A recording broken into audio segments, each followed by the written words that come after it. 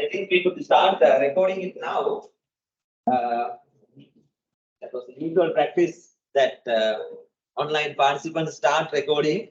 I have never done that before. Anyway, we started it. This is the first part. We identified what operations capacity is, and then we just identified from business to business, industry to industry, suitable capacity measures. And from garment factories, if you take another one like power generating company, a plant, a business into power generator, like electricity board. If you take one plant like coal power plant at Northwell, so how can they express their capacity in terms of input measures? How you should do it? They explain, express their capacity. Number of gigawatts, right? Gigawatts. That depends on that's output. Now, size of turbines are also expressed in number of gigabytes, right? So that machines, let's say turbines, the size of the capacities of each turbine expressed in terms of gigabytes. That is number of size of the turbine, and how many turbines they have. That refers to input measure. Let's say.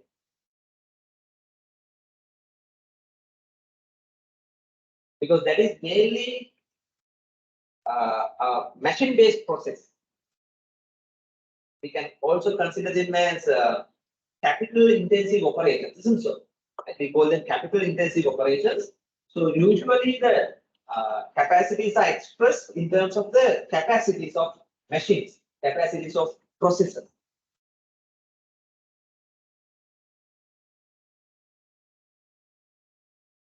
So size of turbines or capacities of turbines into how many turbines they have in that plant, that shows that gives us the capacity.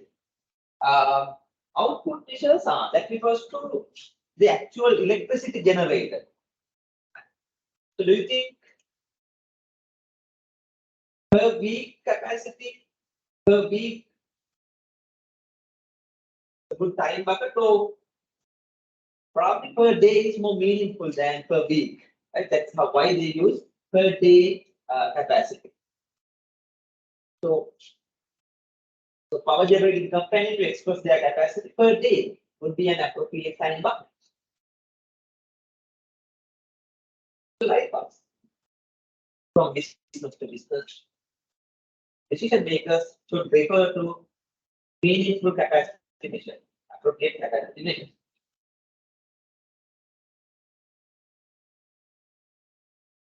If we take one or two service examples, say like hospitals, their capacities are measured and expressed. Number of beds available, right? So that size of number of patients they can accommodate refers to a number of beds available. And given height, so maybe 20 and the number of beds available in them. Right? So other operations resources, let's say now other physical resources are there, like number of surgical theaters, surgical beds they have. And in most of the services, to perform operations, they use workforce. The size of the workforce also refers to the capacity. Now, in services, there is something called critical labor category in each service. Critical labor, which means the main labor category required to operate the operating system. So, in hospitals, the critical labor category could be doctors, medical consultants. Right? So, number of medical doctors working for the hospital, that shows the capacity. Number of consultants, surgeons, right? And likewise each labor category, including assistants like nurses and healthcare assistant workforce, right? Nurses to other staff. The main labor category is the doctors, medical officers.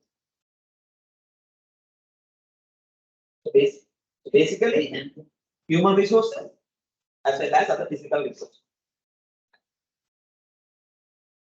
So the national hospitals, its operating capacity, and then another private hospitals capacity can be compared in terms of those measures. Output measures. Output measures of a hospital capacity. Well, particularly number of patients recovered. Patients recovered maybe more than per week, probably per month, kind of measurement would be better. Within a month, how many patients they could give the service. Patients recovered. Number of successful surgeries completed. Number of successful surgeries completed. Likewise. So this is just to understand for different operational systems, for different businesses, different capacity measures are there. So decision makers, when they make decisions about capacities, capacity planning, first of all, they should refer to the correct capacity measure and appropriate time bucket. They with a system. Can I make a request? Like many of you are from accounting and profession, financial profession. So thinking about audit firms, accounting firms, what capacity measures are relevant for your organization? In managing operations of an audit firm, or an accounting firm, or finance department.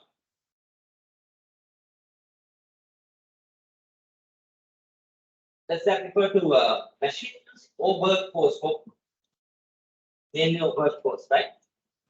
There are different work categories, right? Operating staff categories from managers to operating level, right? So for each category, we should be able to measure, right?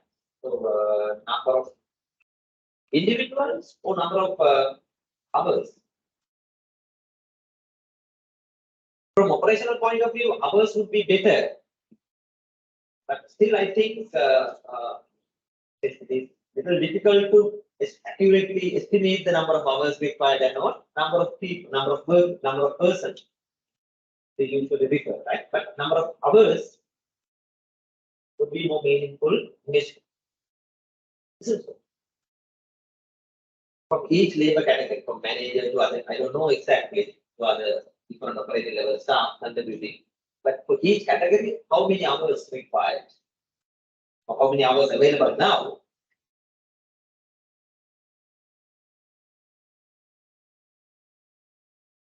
So what else? We can write it down. Right? So for a firm like audit firm or accounting firm, what is the most appropriate capacity measure? Number of hours, number of labor hours. For each, not call them labor, but for each operating staff categories, how many hours required?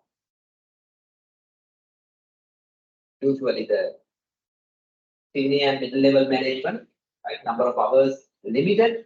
Coming to the lower end, like executives and the team members and all,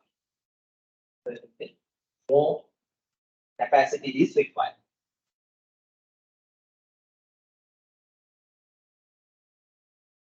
Oh, what could be more meaningful output capacity measure for a firm like audit firm? To measure the performance, to refer to the capacity. What do you mean by engagement? Kind of assignment or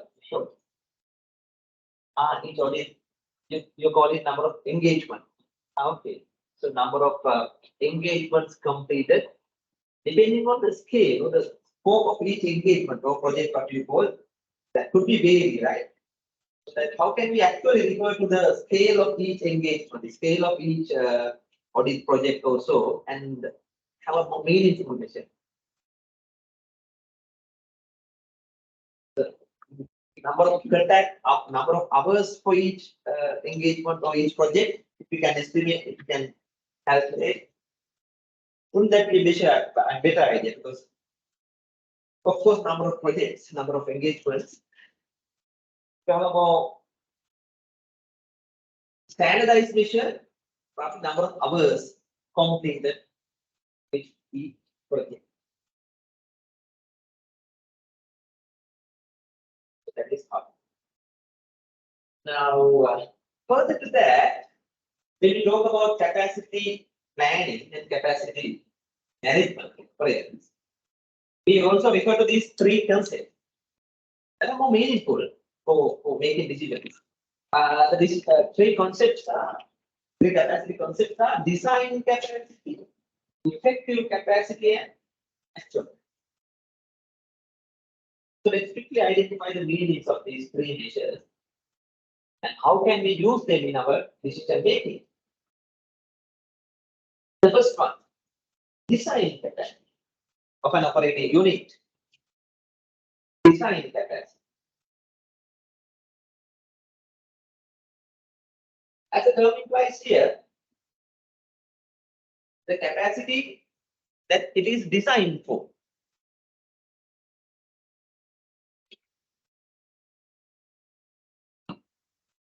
That means the maximum output level we can expect when that unit could be machine, could be production line.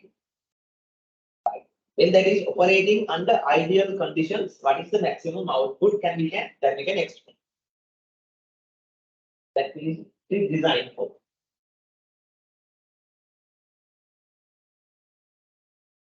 Normally expressed the way, and this is also known as the POL, best operating level. What is it? POL. That means the maximum output when the unit is operating under ideal conditions. POL. So, for an example, machines at Fritoli, like in this example, simple one, they are designed to produce 1,000 bags of chips per hour.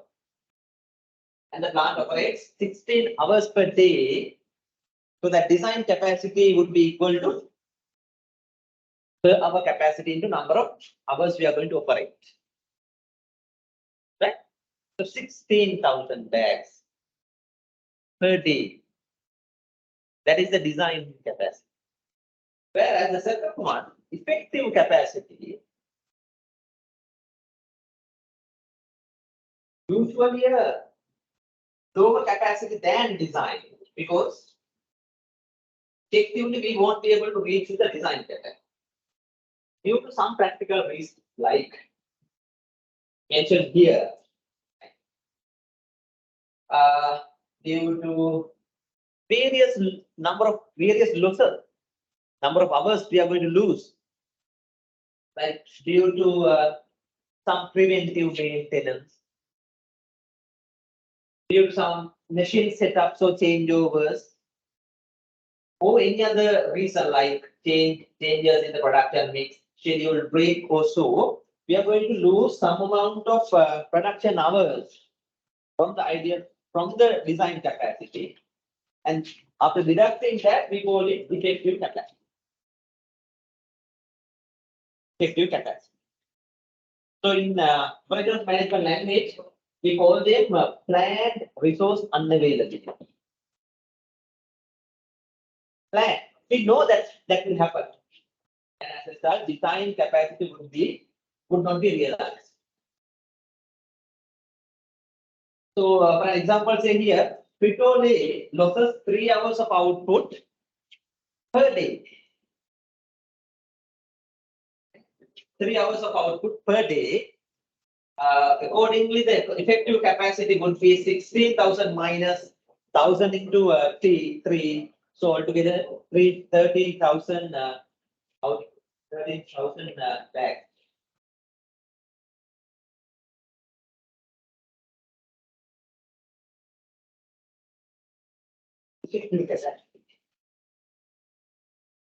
Coming to the third concept, we call it actual capacity measure, which means out of the effective capacity, what actually we could realize, we could achieve.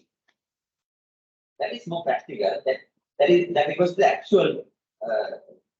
actually realized capacity, achieved capacity. So that is usually a lower value than effective sometimes. Often lower than effective capacity. Say for example here. So effective capacity minus some lost output due to some other reason. We call it unplanned resource availability. We don't expect them to happen, but practically things like this can happen. Unplanned resource idleness, such as the absenteeism. Employees are not done. Machines break down. We want to operate, but machines are break down, so that we are unable to operate. Unavailable parts, so that we can't start production on time. Maybe due to quality problems, we'll have to rework, we'll have to allocate more processing time, so that we are going to lose some amount of production. And after deducting them, we get actual output, actual capacity. So one example here, that is the same petroleum machines. They are not running for 0.25 hours per day. So that actual capacity could be 12,750 bags per day. So like these three measures. What are those three? Design capacity, effective capacity, and actual capacity. That makes sense for capacity managers, operations managers, to practically think about their capacity availability, capacity requirements. These three concepts gives you something.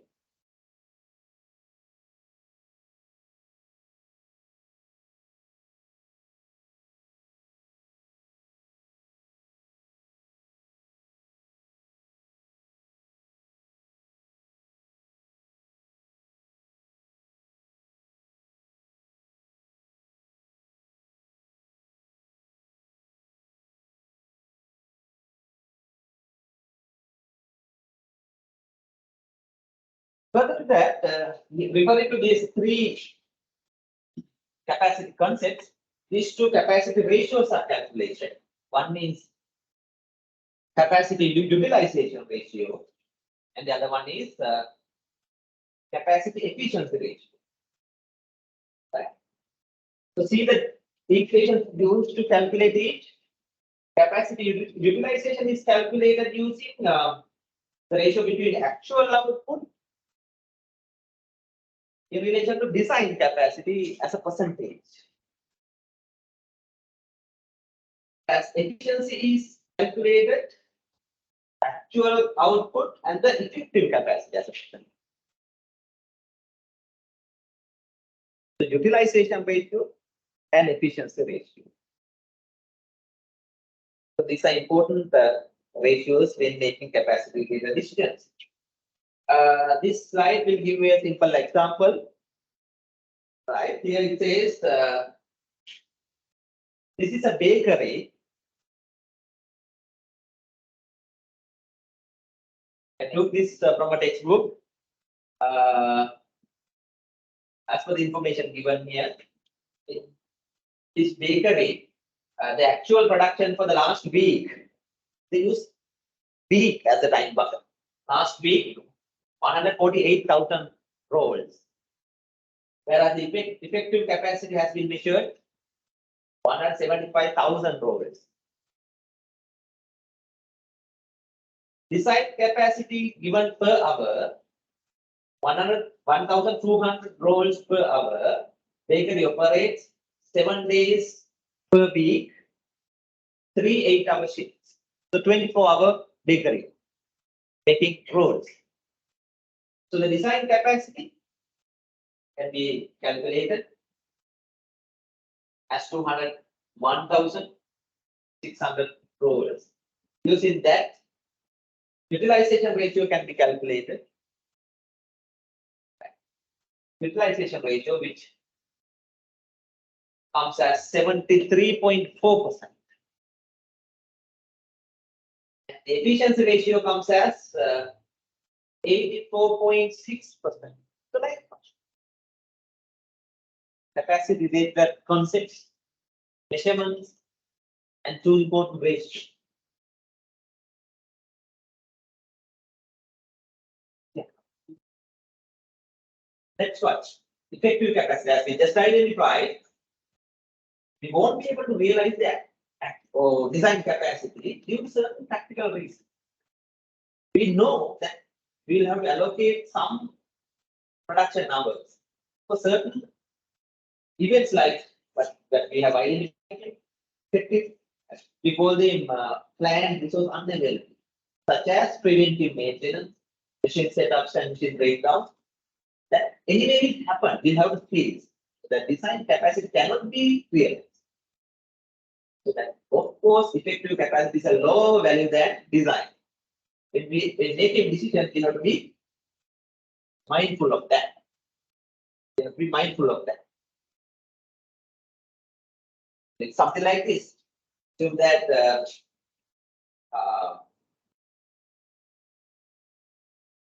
you have a what they call it.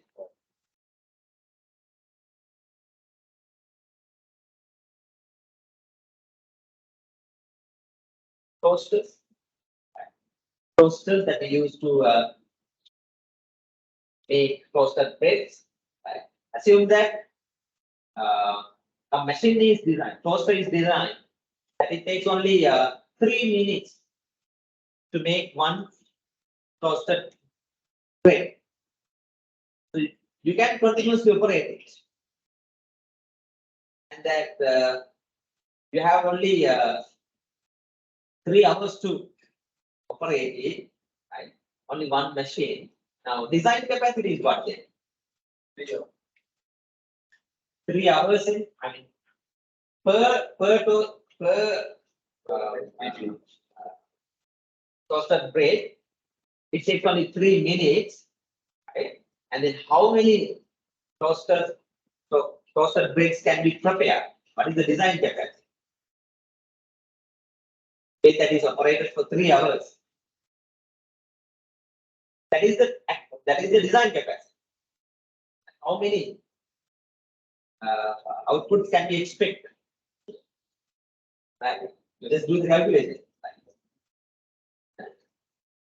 60. Yeah. And can it be practically expected? No, there will be certain delays in between. Like what? Maybe after a few minutes. Anyway, when we take one and load the other, there can be delays. And of course, due to some other reasons like when retailing, sometimes it might take some cooling hours, right? Cooling seconds, few seconds, you'll have to wait for a while. So you are going to lose some amount of capacity. Maybe 15 minutes per hour. Every hour you are going to lose 15 minutes. So effective capacity would be there. Only 45 minutes per hour. Like that is the number of we can compare. Effective capacity. Hello, effective capacity. Relatively low value than design. So we have to refer to that concept. That is design. Actual could be further lower than that is the idea. So operations managers, in your own understanding,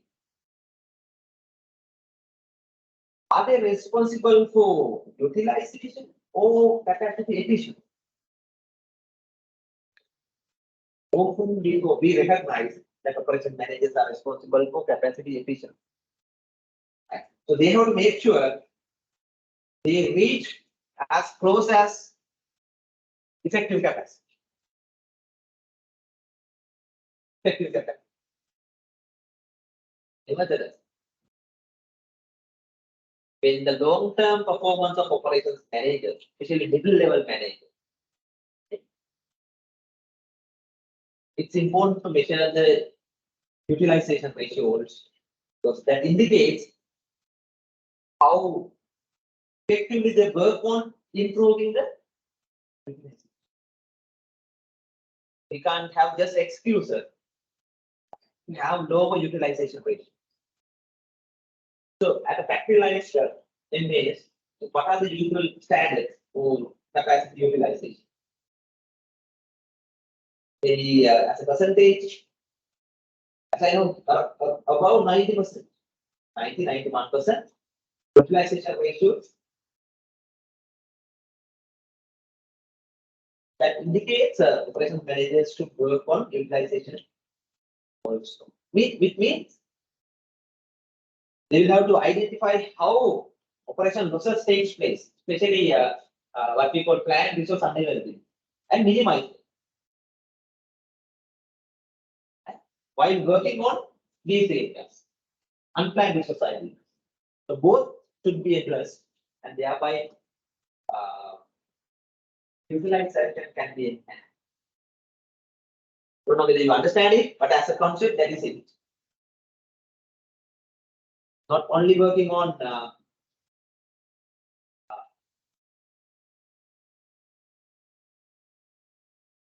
unplanned resource idleness, but planned resource idleness. Just go through that part and check whether you could understand those concepts.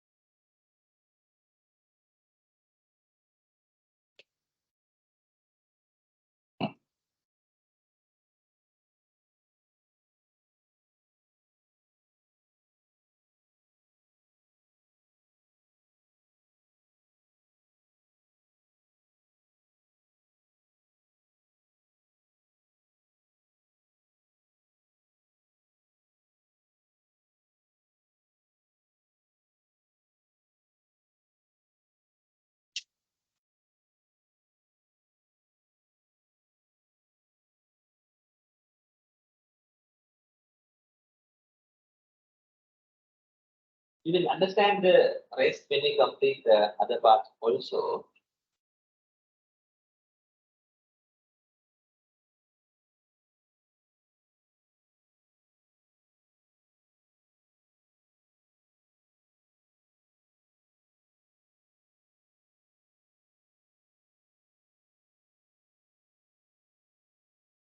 Right. Some questions?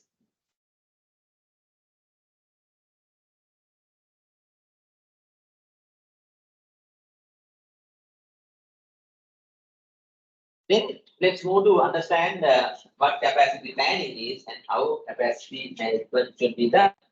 I will come back to this slide because this is an important area. We will discuss in detail. But for the time being, I will move to the next slide to define what capacity planning is. So capacity planning. Capacity planning.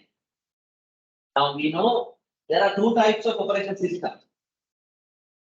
On the other side, any operation system may use machines and equipment and also workforce in managing the operation, in processing the operation.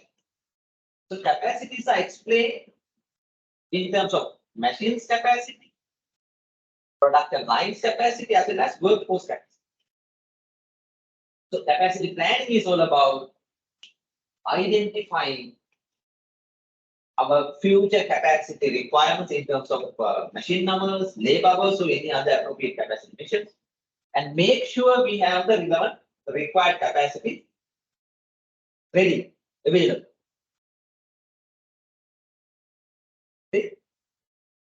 So capacity planning is all about determining the overall capacity requirements of the facility in terms of machine numbers, in terms of processing time, or in terms of number of workforce, size of the workforce, and arrange them in order to make sure they can continue production according to their plans and thereby achieve their operation strategies, realize their business strategy. That has a long-term and a strategically important decision. Capacity planning. That we have impacts on long-term strategic concerns are there, as well as tactical concerns are there. Tactical or medium and short-term impacts are there in capacity planning. So what are the long-term or strategic issues involve design. How much should be spent on capacity, further capacity requirements? When such investment should be made for the long term. So, what new investment should be made? When they should be made? Size of future capacity, plant sizes and all, those are strategic concerns. Whereas how during the medium term and the short term, the capacity will be utilized. Issues like required workforce levels, inventory levels to be maintained, and other operating scheduling related activities, how different production quantities are scheduled for the next 3 to 6 months to 9 months time. Right. So capacity related. And then of course, at the short term, day-to-day capacity, equipment capacity, day-to-day use of equipment, day-to-day use of workforce and other operational resources. Also capacity related. Broadly, we consider capacity planning decision may have long-term impacts, strategic impacts, as well as medium-term and the short-term. So that decision should be made carefully.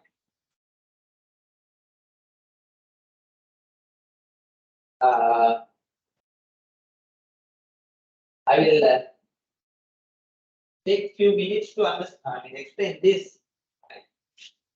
Take a few examples so that you will understand the situation better. Now we talked about capacity planning, and that is to have better capacity levels. Well, it would be easier if we come to this after this slide. Right? Objectives of capacity management or capacity planning. What is the main objective? It says here, objective of capacity management or capacity planning and management is to provide an appropriate amount of capacity at any point in time. An appropriate amount.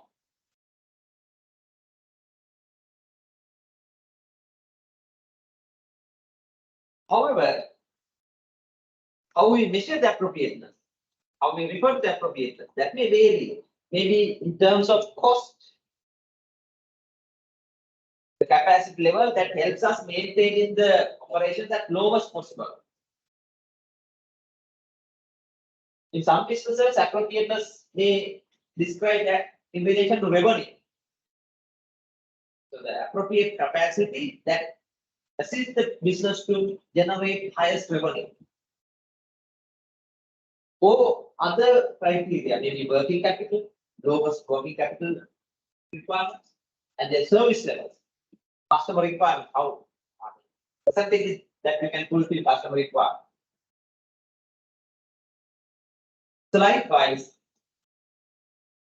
when we determine the appropriateness of capacity levels, it could refer to cost or revenue, working capital, service levels, or any other thing. Right. But the simple idea is that we should plan the capacity appropriately and make sure that the same amount is available to manage the operation. That's the main purpose of capacity plan. That's the main purpose of capacity management. With that, you will understand this better. Right? Through capacity planning and management, we can avoid these two situations. These three circumstances. These two circumstances. If you are coming late, I don't know where you are in.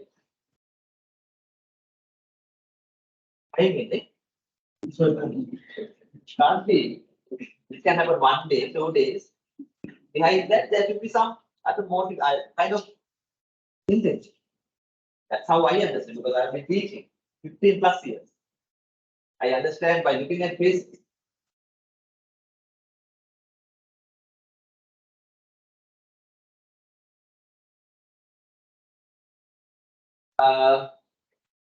Right, the first situation. Firms When they run short of capacity, what happens, especially from operation side, capacity is not adequate. Capacity is not not adequate. What happens? What are the common operational issues when a firm, manufacturing or service firm, manufacturing or service firm, when they run short of capacity than required? Yeah. The demand. One main output, immediate issue would be we can't meet the demand on time. We can't meet the demand on time. Is that a big problem? That may create a lot of other negative consequences as well. We won't be able to meet the demand on time. And as a result, there will be product shortage. That's the manufacturing. Supply shortage. And due to that, there can be other operational consequences such as we will lose some amount of market share. We will lose some amount of customers and the customer credibility, reputation will be damaged. Otherwise, customers will have to wait. Customer waits. Is that a problem? Well, it creates some marketing impacts. Negative impacts on the brands, the firms. Customer waits would be expensive.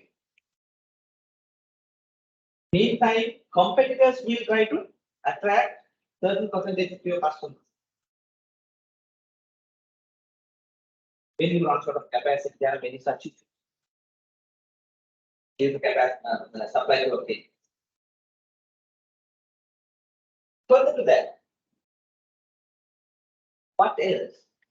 What are the other immediate consequences of facility?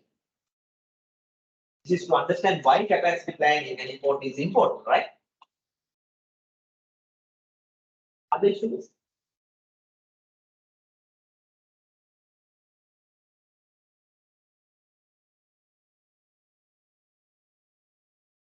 Basically, for manufacturing firms, this issue is clearly understood. Right? You won't be able to fulfill the supply, market demand. In services, how it happens? Because most of the services cannot be created in advance and make them available in stocks, like in manufactured products. Services, how we identify it.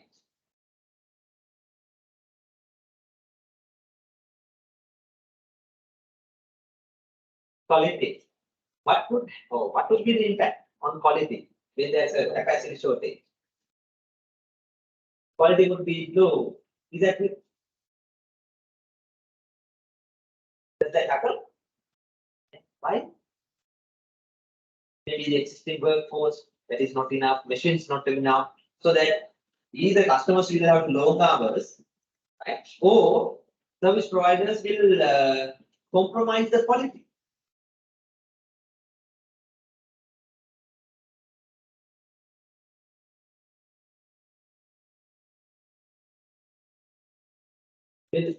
Firms won't be able to meet the expected standards. Expected standards, like in terms of delivery times, customer expectations cannot be met. Standard, they will have to take longer time. There issue. Quality bad cash.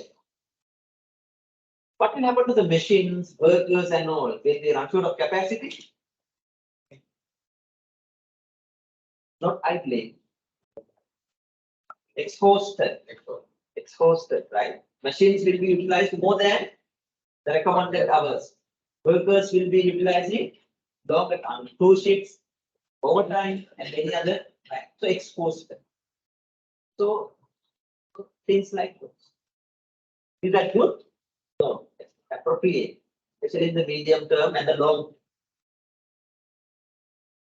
one more issue is that now the nature of capacity decisions are such. Capacity adjustments take time. Within few hours, few days, we cannot change the capacity. It takes few months to few years sometimes. Long-term adjustment, it takes longer time. So temporarily, if they want to adjust the capacity issues, they have to go for costly alternatives. Can you understand it? There can be alternatives, but they are expensive than normal. But capacity alternatives is costly. So that is why to overcome that, to overcome all these issues, capacity planning is proper capacity planning is important.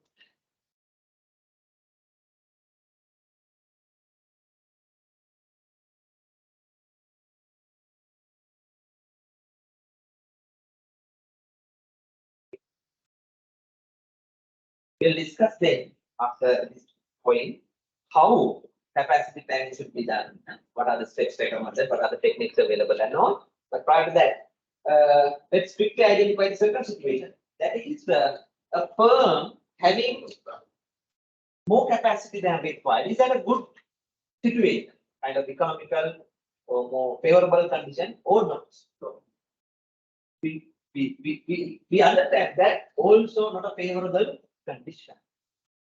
Having excessive capacity than required is also not recommended. There various consequences. Can you name me a few? What are the main issues with excessive capacity? One main concern would be the capital invested.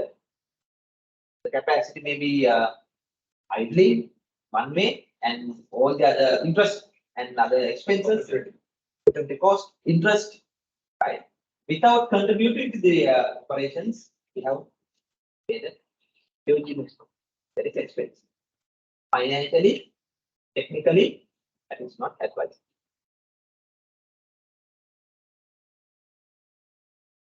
Although it doesn't contribute back, we have to make spacious warehouse. You only utilize 30% of it for the maintenance, right?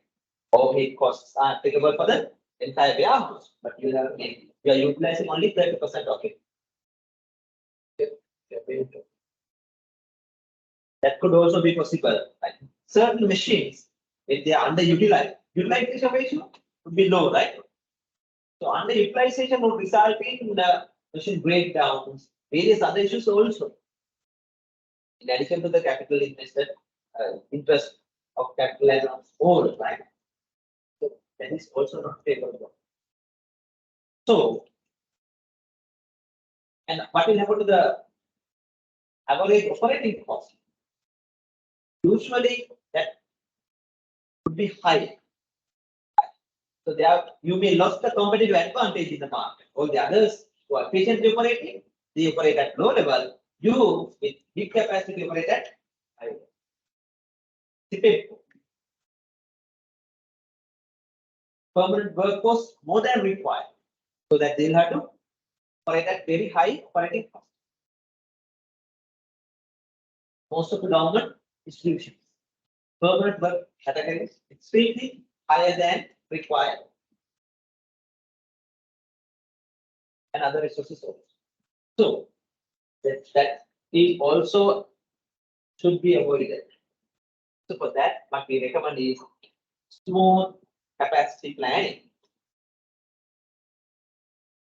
effective and efficient capacity planning. And meantime, and I hope this is clear now. Meantime, there is this important strategic decision that affect on capacity decisions also in operations, in manufacturing operations mostly, but also in service operations.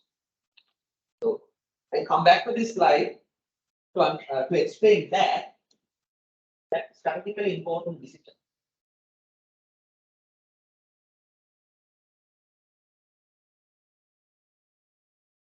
this decision, we call it make or buy decision. That directly impacts on the capacity and capacity plan and all the other operations. Come up with this decision. Make or buy. It's very simple. Right? Simple to understand. So when it comes to a manufacturing firm manufacturing garments to, firm manufacturing garments to, furniture to, any other products to automobiles. One key decision they have to make is, now they are going to manufacture the final product. They are going to assemble the final product and sell in the market. Now,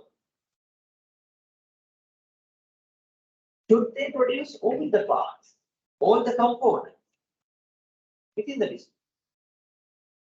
That's a strategic decision to make, therefore. That decision is called make or buy.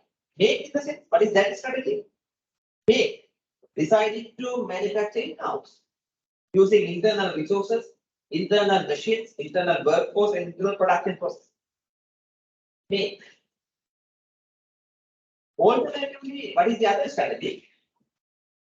Buy from external suppliers, probably at low cost, better quality level, more conveniently. That approach has become now popular, and that is called buying option, or what we call outsourcing option. So a business should identify how to balance these two, which component should be manufactured in-house, and what components and parts and sub-assembly should be purchased or outsourced. That's a strategic issue. Why? It affects many other operations critical and important operations performed.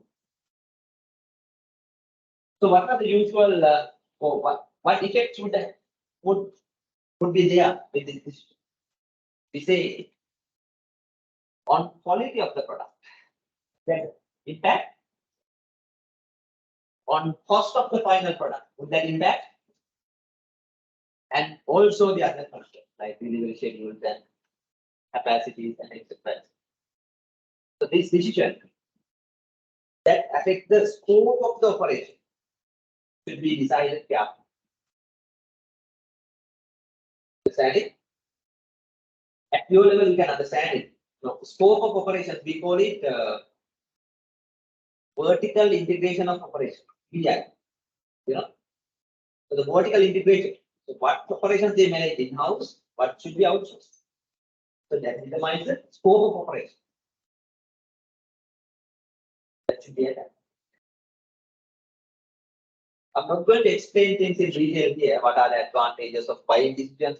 What are the advantages of outsourcing and all? If you want, we can discuss a little bit. Otherwise, I will understand. You got it. Anything you want to know further?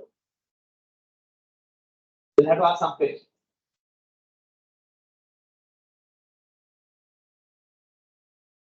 One thing that I want to highlight is that this decision directly impact on the capacity requirements and capacity planning.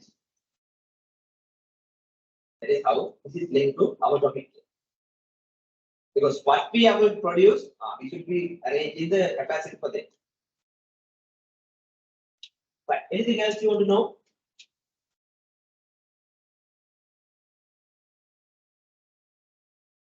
Well, probably this question. When deciding whether to buy or whether to manufacture out. In your understanding, what are the main aspects they should have considered? Main perspectives, main concerns they should have considered. They'll have to systematically conduct the cost benefit analysis and decide. That means systematically they have to make that decision. Okay, good. availability of infrastructure, and then additional infrastructure required if you are to manufacture it in-house also. Right? The infrastructure availability could also be another aspect, like the machines, technology especially, right? Technology, machines availability, trained workforce, factories, various other infrastructure required. So availability should have been considered, yes.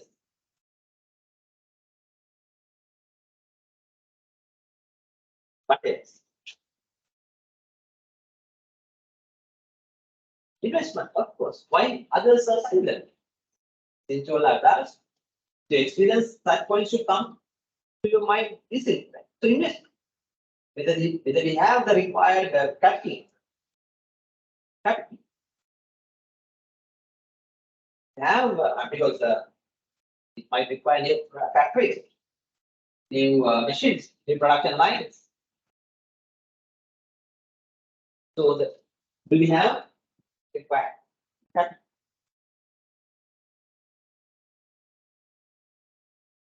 Is that all? Time duration for what? Okay. To manufacture, when you make a decision to manufacture in-house, it takes time. It takes time to produce.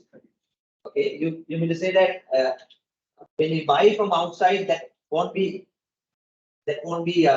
significant. Well, in that case, both are equal. In that case, right? But your point is valid. Whether we are going to manufacture in-house, that there will be a, we call it in operations, the lead time. That's your production lead time.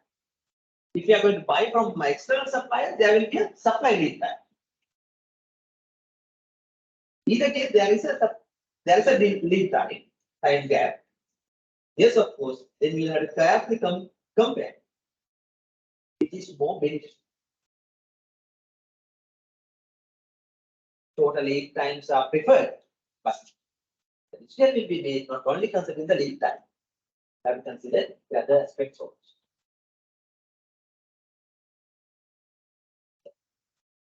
To understand it here, among many other factors, the two main concerns to make the decision is cost and quality. What is the general expectation? What is the general expectation? Which is more economical, whether to manufacture in-house or buy out from suppliers? Which strategy, which option is more economical, less costly? That depends on the resources, that depends on the product, that depends on the industry, that depends on the business. That is the correct answer. We can't say at the big outset, buying option is economical or manufacturing in-house is. There are arguments for both sides. That is why. Why buying outside would be economical for certain instances?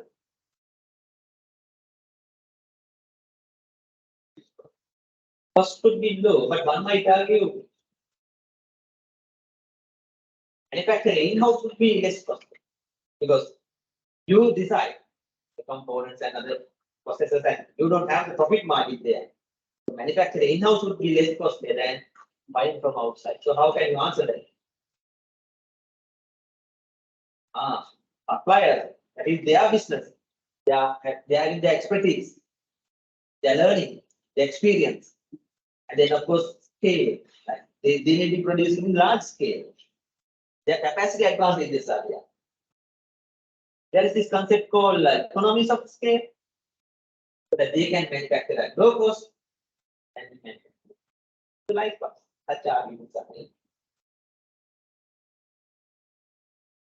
Such arguments are made. So that buying outside would be less costly than manufacturing. How about quality? Which certainly would result in higher quality? Buying or producing? Again, a point to argue. Right? So one might say producing in-house should be high quality, result in high quality, whereas others might say purchasing outside from high quality. Why? Again, that is their expertise. They have their technology, the latest one, experienced workers. So how to make this decision then? It says businesses should strategically analyze it. What is their core?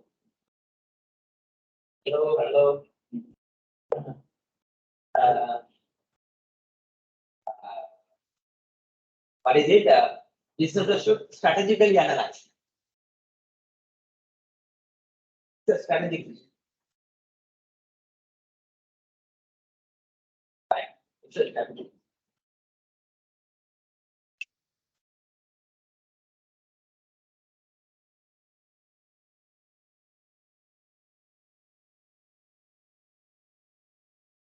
But just share one simple example, like in automobile industry, like Honda. Did I mention to you this last time? Probably no. No. Now, automobiles assembly, automobile manufacturing, you can understand it requires various different vehicle parts, components to put together and get the final assembly done. So it's a strategic decision for them to decide what component should be manufactured in-house, what component should they buy outside. So Honda, that is known for their engine technology. So they strategically have decided to manufacture all the engine parts and then completing the engine, we call it sub-assembly. The engine has a sub-assembled part, sub-assembled in the production. They don't outsource that because that is strategically, that is their core business. Engine, automotive engine, and that is their expertise that they compete on. So that they don't outsource that, but all the other, most of the other components they buy on. So that is just to highlight. So it's a strategic decision to decide what to produce in-house, what to outsource. Clear? I think that helps you understanding it. And based on this decision, it has a direct impact on capacity planning. Okay, go ahead.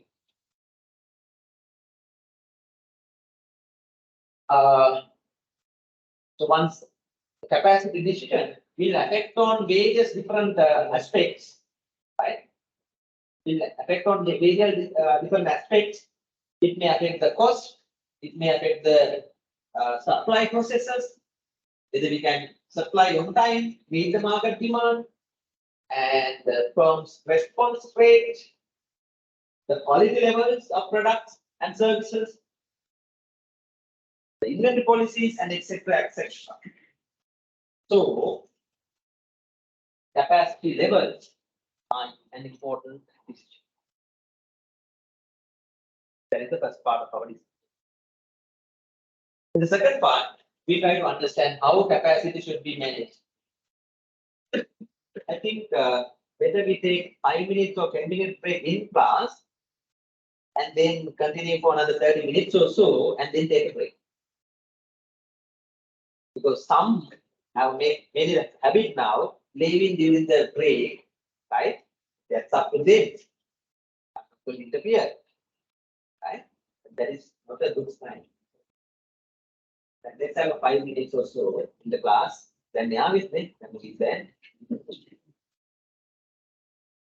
And then more to the second part.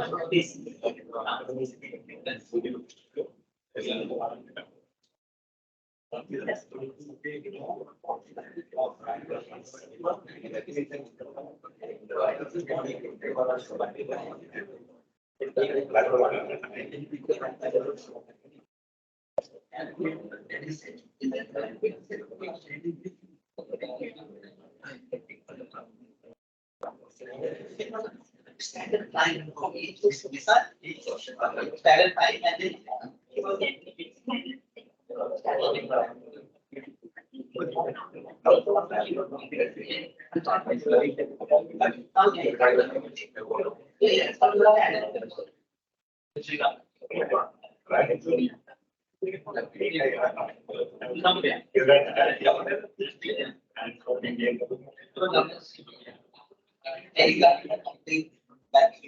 and the standard number of hours allocated for that. So this is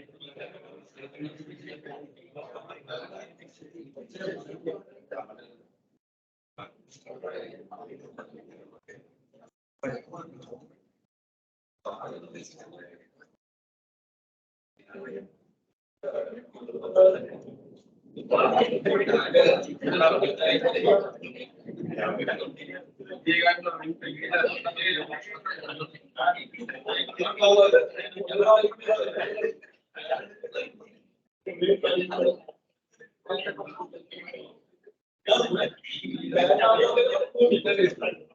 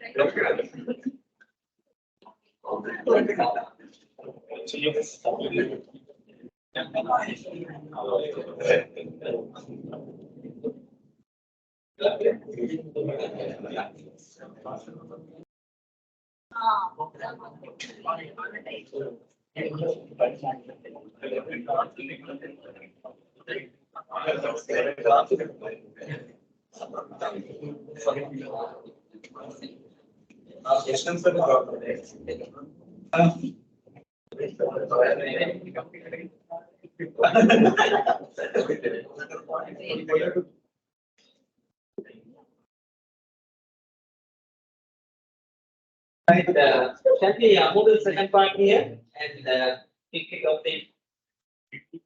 and go for the meeting?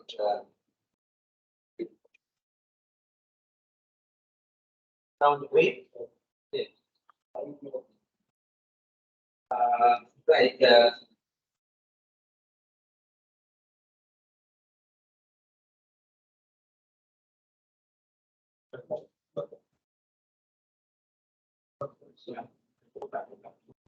we understood what capacity is, how capacity is measured, the importance of capacity planning, and what capacity planning is. So now here we try to understand how capacity should be managed. And for that, the textbooks, operations management. Hello, hello. We started this pattern. It's not discussion. You can have your discussions during the break. Now, these are the steps recommended in textbooks to systematically make capacity decisions, capacity related decisions. So it should begin with clear data, facts and figures about what you have already. So it should begin with assessing the existing capacity, to accurately assess what you have. Maybe in the form of survey, you have to assess the capacity and you know what you have now. No need to say now, I think from this conclusion, depending on the operations resources you consider, how you can assess the existing capacity. What techniques can be used that may vary. But it's important to have a clear database, what you have as of now, to make decisions about future, plan it and manage it. That is number one, step number one. Then step number two is to accurately estimate your future capacity requirements. Forecasting the capacity needs for future. For medium term, at least for 1 year, you need to have clear estimates. But capacity planning, as we discussed earlier, is a strategic decision. So you might require the capacity requirements for the next 5 to 10 to 15 years ahead. Understand it? Because capacity adjustments take time. So we'll have to forecast the capacity requirements for the next 5 to 10 to 15 years or more than that time. Okay? Depending on that, how you forecast the capacity requirements may vary. At the beginning, let's consider next 1 year, 9 months to 18 months period. We call it medium term in operations management. So medium term capacity requirements. Actually, long term requirements should also be considered. Right. How can we assess capacity requirements? It all depends on the demand for your products, demand for your service. That is the most reliable way to identify the capacity requirements. So it's a good idea to forecast your sales and then estimate capacity requirements based on that. Can you understand it? Forecast your sales accurately and calculate the capacity requirements based on that. That's not an easy task because a given factory, it's a manufacturing business. They not only produce one product, so they may be producing a range of products. And for each product, the required production time, standard hours, complexity of the production processes, and everything may vary. So that you'll have to put together all the data and accurately estimate future capacity. They can accurately do that. That's the starting point for capacity. How about the services? In your understanding, forecasting capacity requirements for manufacturing operation easier than forecasting the capacity requirements for service. What do you think?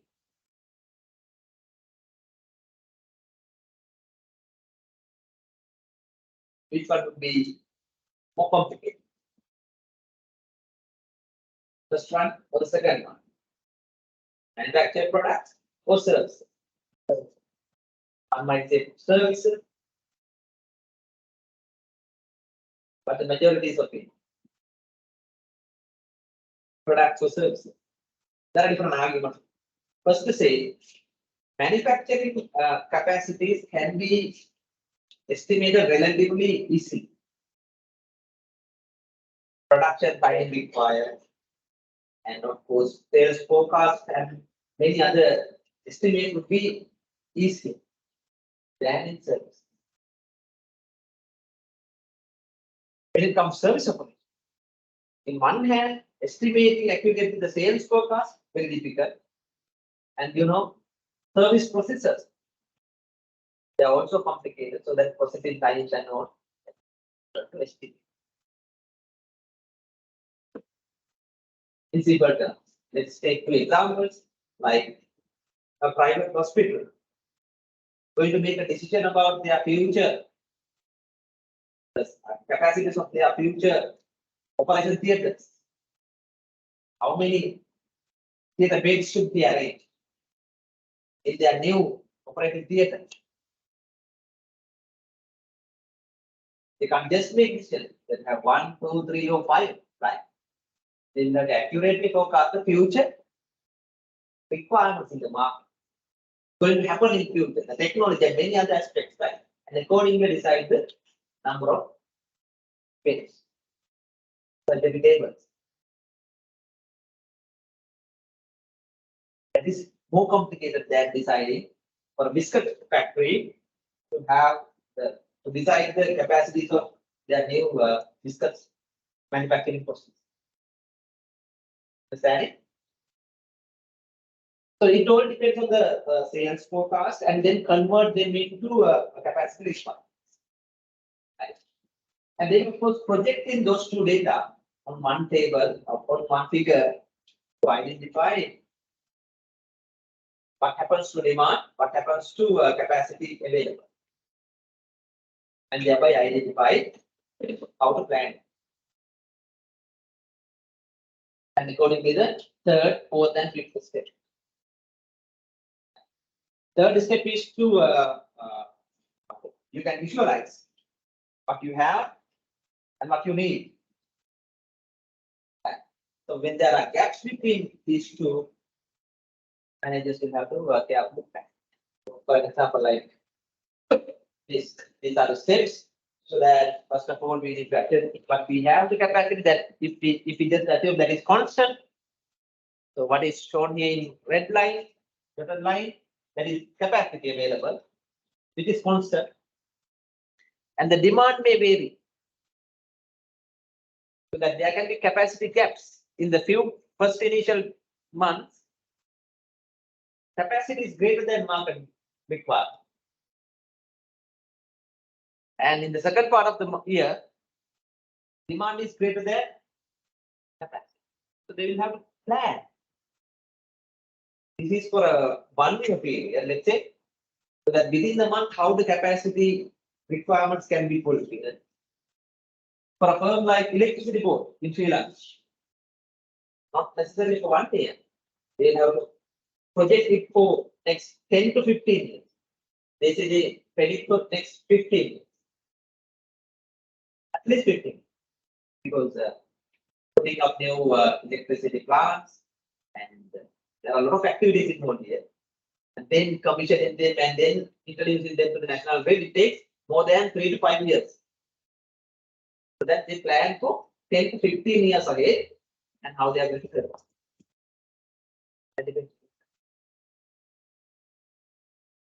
And this is for a 1 minute. So you can see here what happened. Right, coming back to the previous slide. So then to bridge the gaps, we need to identify capacity modification alternatives. What? We will discuss. That is important for all the managers to be aware. How to identify capacity gaps, how to bridge the gaps. So there can be different alternatives. And that they should be evaluated in order to select the best one. So the evaluations can be done in terms of financial impact, economical impact, or technological impact, and accordingly select the best. So that is how the research should be.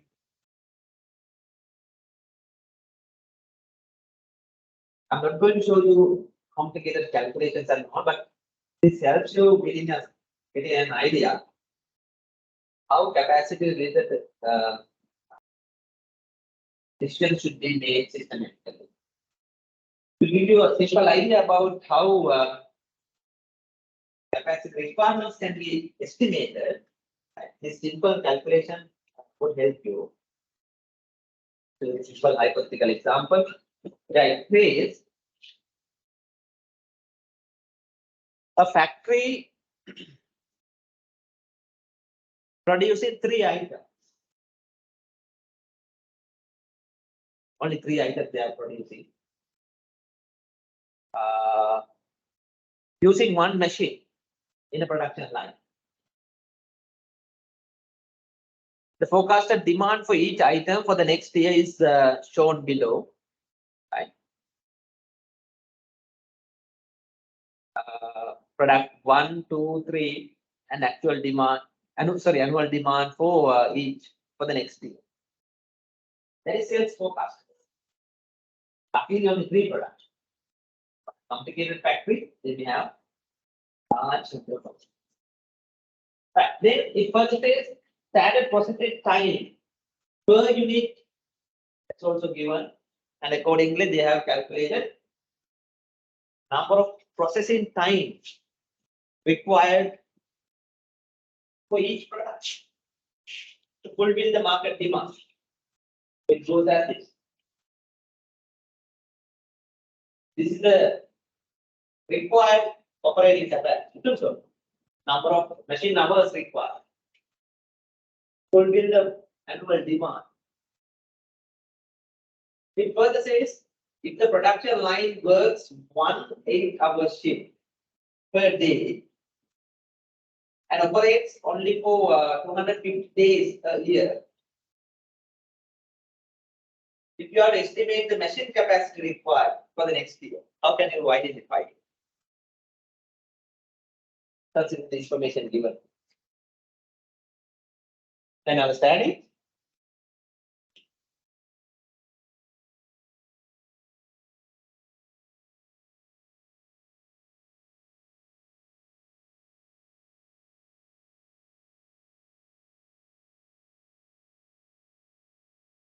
What we are supposed to do? Determine the machine capacity requirement for the next year. This is just to understand simple example. Right. Can you estimate it? Now to calculate the capacity requirement.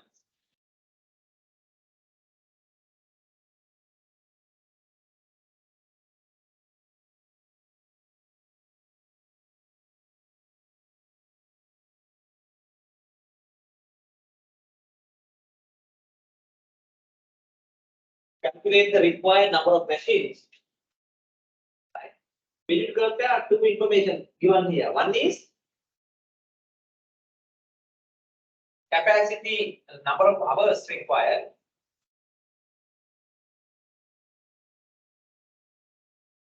To fulfill the annual demand. So, number of hours required to fulfill the annual demand divided by number of hours, machine hours available. Accordingly, we can identify the number of machines required. So, this table gives us number of processing or the processing hours required to calculate, add them together and identify the total number of hours required, and that is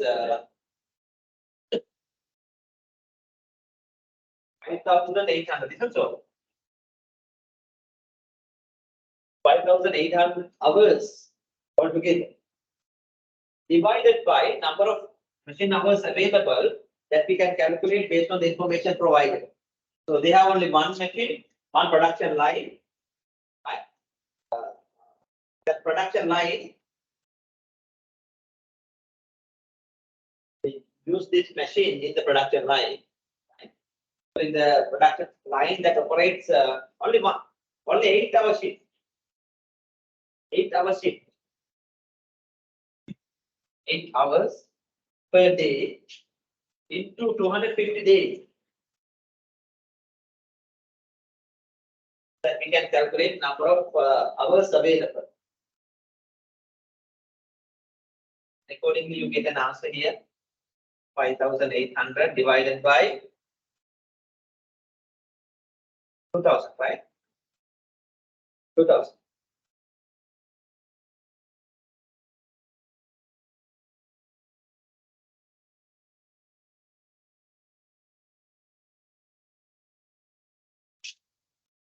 You get an answer like 2.9.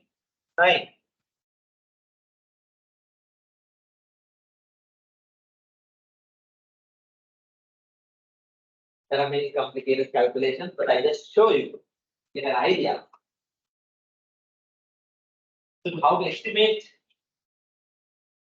capacity requirement. Right?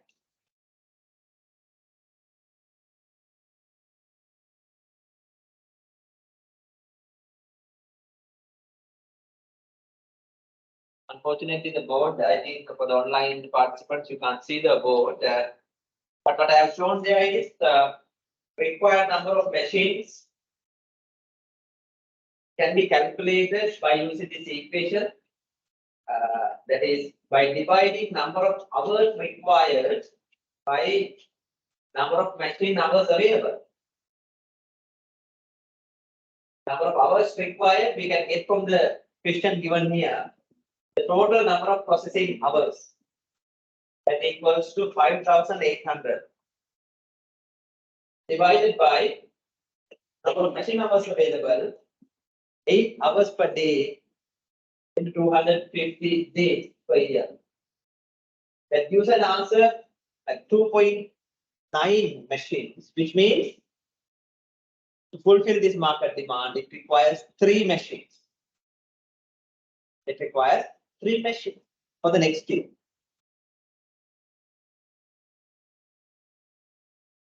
So this is for 1 machine for 3 products, but practically you can understand at a factory that they produce any number of products, using various different resources, production lines, calculations are more complicated.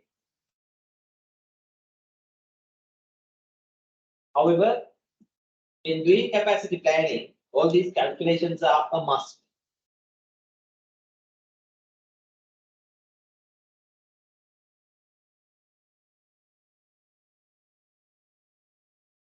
So 2.9 in the sense 3 machines for next year. So if they have only 1 machine, then it says they have only 1 machine. But for the future, for the next year, it requires 3 machines. So they will have to plan for the next and for the remaining or the required 2 additional machines. Or else they will have to plan some other way. That is what we call identifying capacity alternative. What is possible? And then select the best alternative and implement. In our discussion next, after the break, we will identify what are the different capacity modification alternatives available for different types of facilities, like capital intensive or labor intensive. There are different capacity strategies commonly used. We'll identify what are the capacity modification alternatives.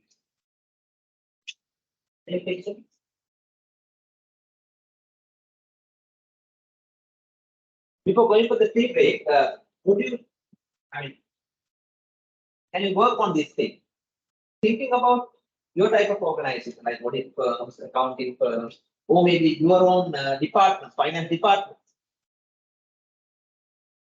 What factors you would consider, you would like to consider, you will have to consider when determining the future capacity requirements of your firm. I mean, from operation side. If you are to decide, you have to make decisions about your capacity requirement, capacity planning. What main factors you would consider when assessing the capacity requirement, when assessing what you have and more? Do you get my question?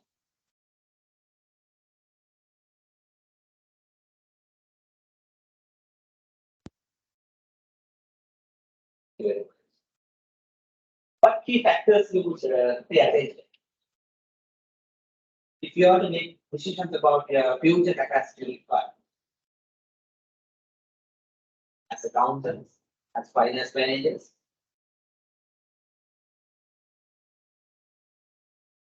upcoming events, but yeah, be specific. I just prefer to limit it to finance institutions, like maybe finance department or maybe audit firm or accounting firm. So, what do you mean by future events? In one hand, the nature of deadlines you get. Kind of fun. Do you get tight deadlines or are they flexible? But when it comes to accounting and audit firms, deadlines are extremely tight, isn't so? You cannot go beyond. So that should be one main factor to consider. Of course, it's the nature of deadline. Whereas in certain other industries, deadlines are flexible. But in auditing, accounting, deadlines are deadlines. So that is one main factor. But of course, experience and competency. That's also very important point, I guess. You know why? Usually, in your type of operations, more than machines, what is often used? People, managers, training staff, so that when experienced people or the individuals can perform faster, better, there is an impact here. Experienced workers may require short time. On the other side, as individuals getting more experience, they are working faster. That you have to keep in mind.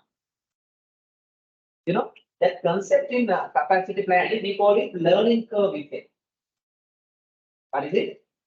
Learning curve effect, where we believe at the beginning, capacity would be low, but as they learn, if they get more experience, they become more competent.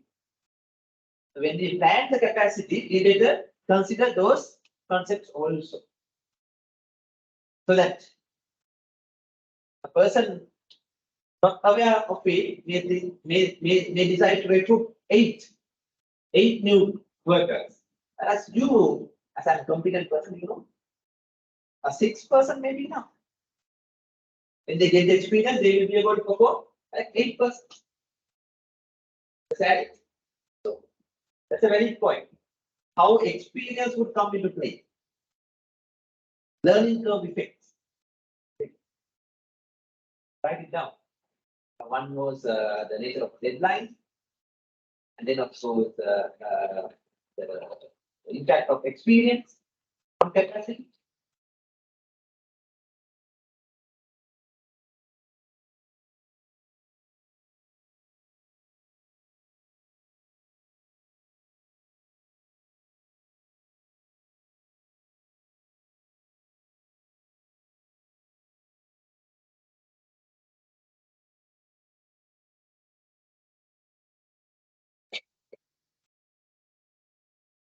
What else?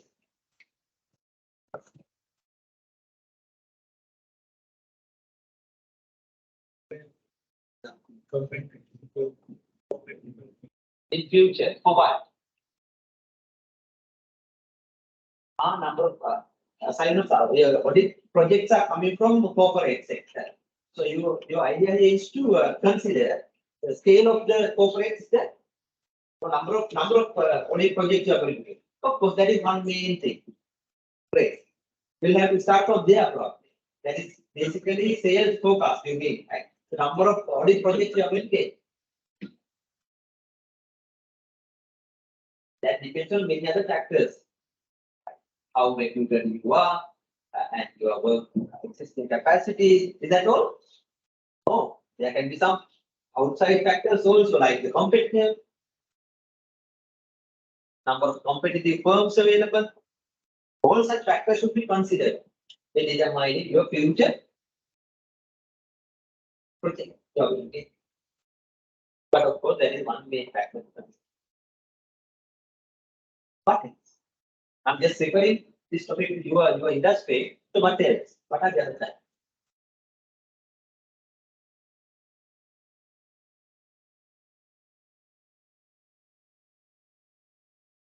Audit firms, accounting firms.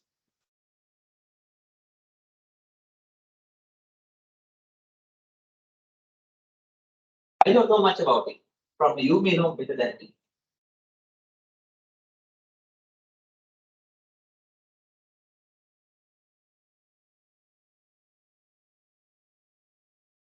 Turnover. Should we consider about it? We will have to. We will have to have a more realistic assessment. So training level and each category, the average turnover ratios, and accordingly we will have to be ready with workforce in pipeline. Good observation. What is the trend now? We can clearly understand. Experienced and at the higher they are living from the country. So that there will be certain issues in immediate future. We will have to be ready with our workforce, with our capacity. Otherwise, we will be in trouble in accepting new projects. New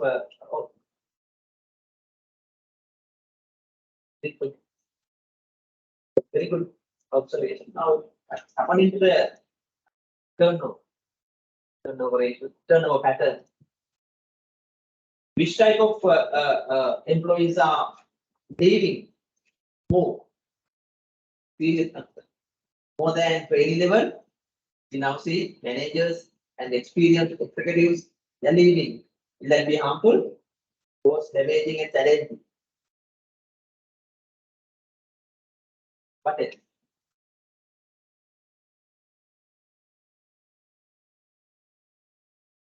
Compared to good old days, now most of the activities are managed through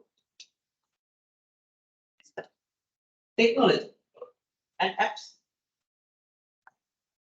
So we need to consider such developments also so that we will be able to manage more work with workers if we have invested on the required technology.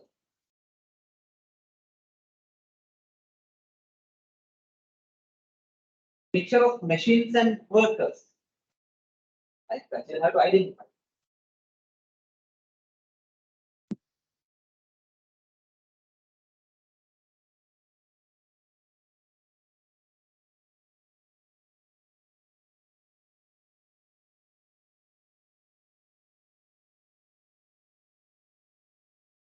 Any more, any specific key factors that you think good to consider or better to consider? That can be. It's only you who know about it. Because you are coming from the industry. You are the practitioners. You'll have to handle such projects, such operations. Your understanding is a must. Not only you should know about it, then you will have to identify how to overcome capacity gaps. Of course, in future, and next few 6 months, 1 year, in 2 years' time, more often we are going to face a situation like what? Capacity. Sure. Capacity. Sure. So you should be ready. That is the trend. Right, let's go to the tea break and let's begin by trade actual reporting. Yes, sir.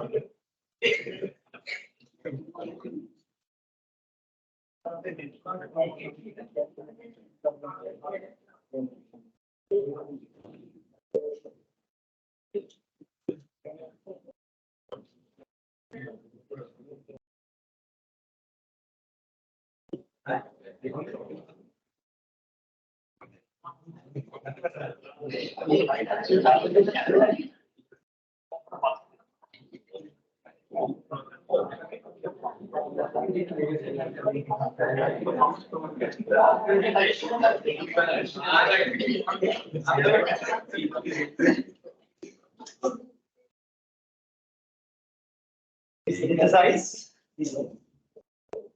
Others have left. That maybe coming.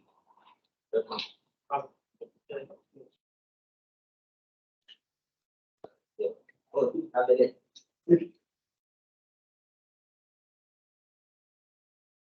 Wait, who shall we start?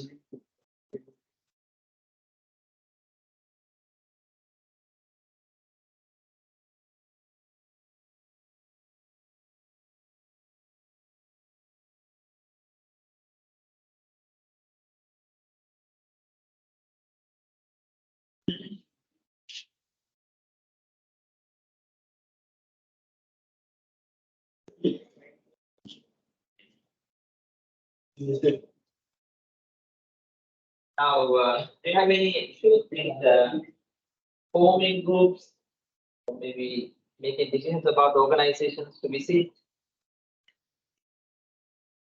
Already solved those issues.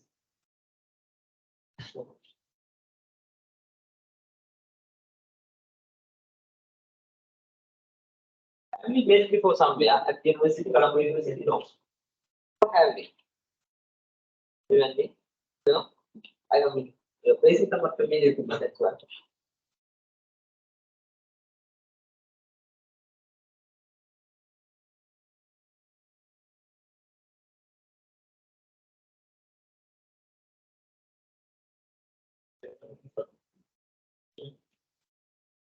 You came from work.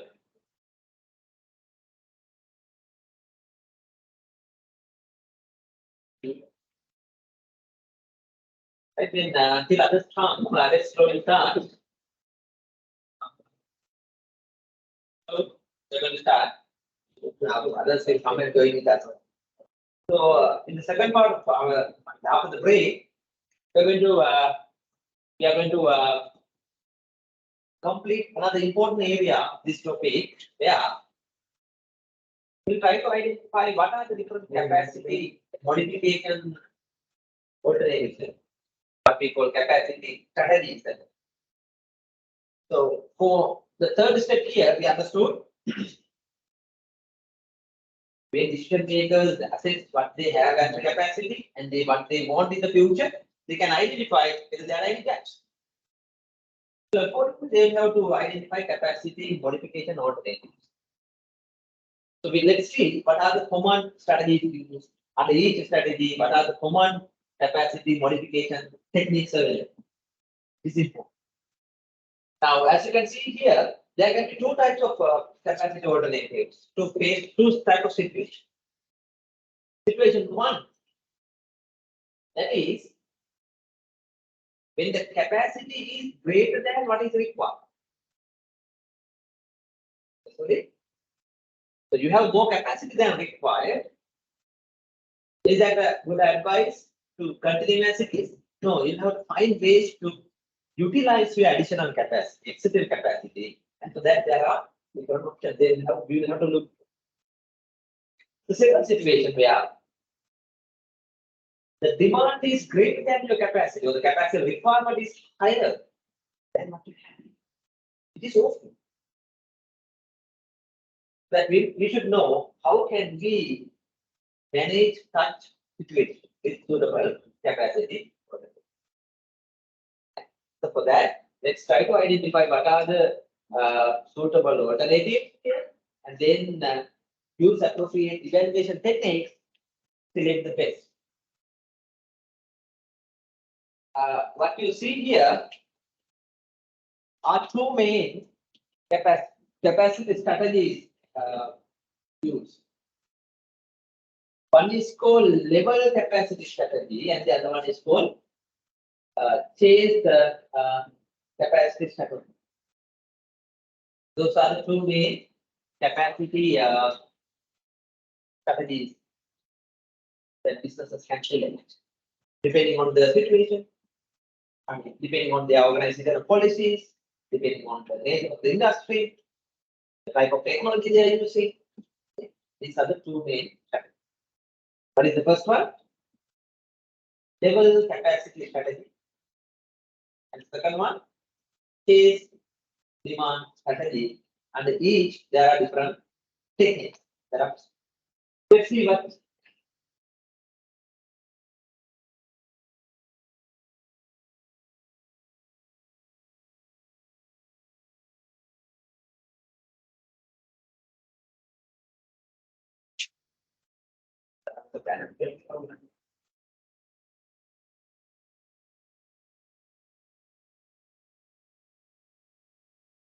Yeah, the electric component. Other electric.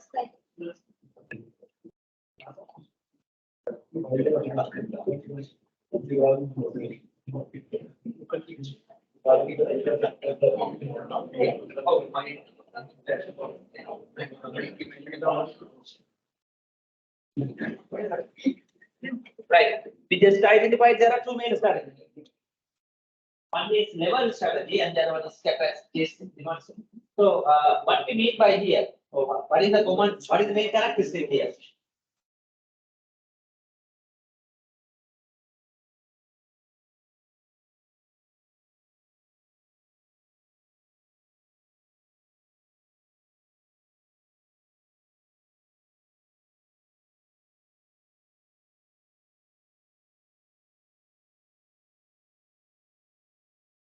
We wait for you, or should I speak from here?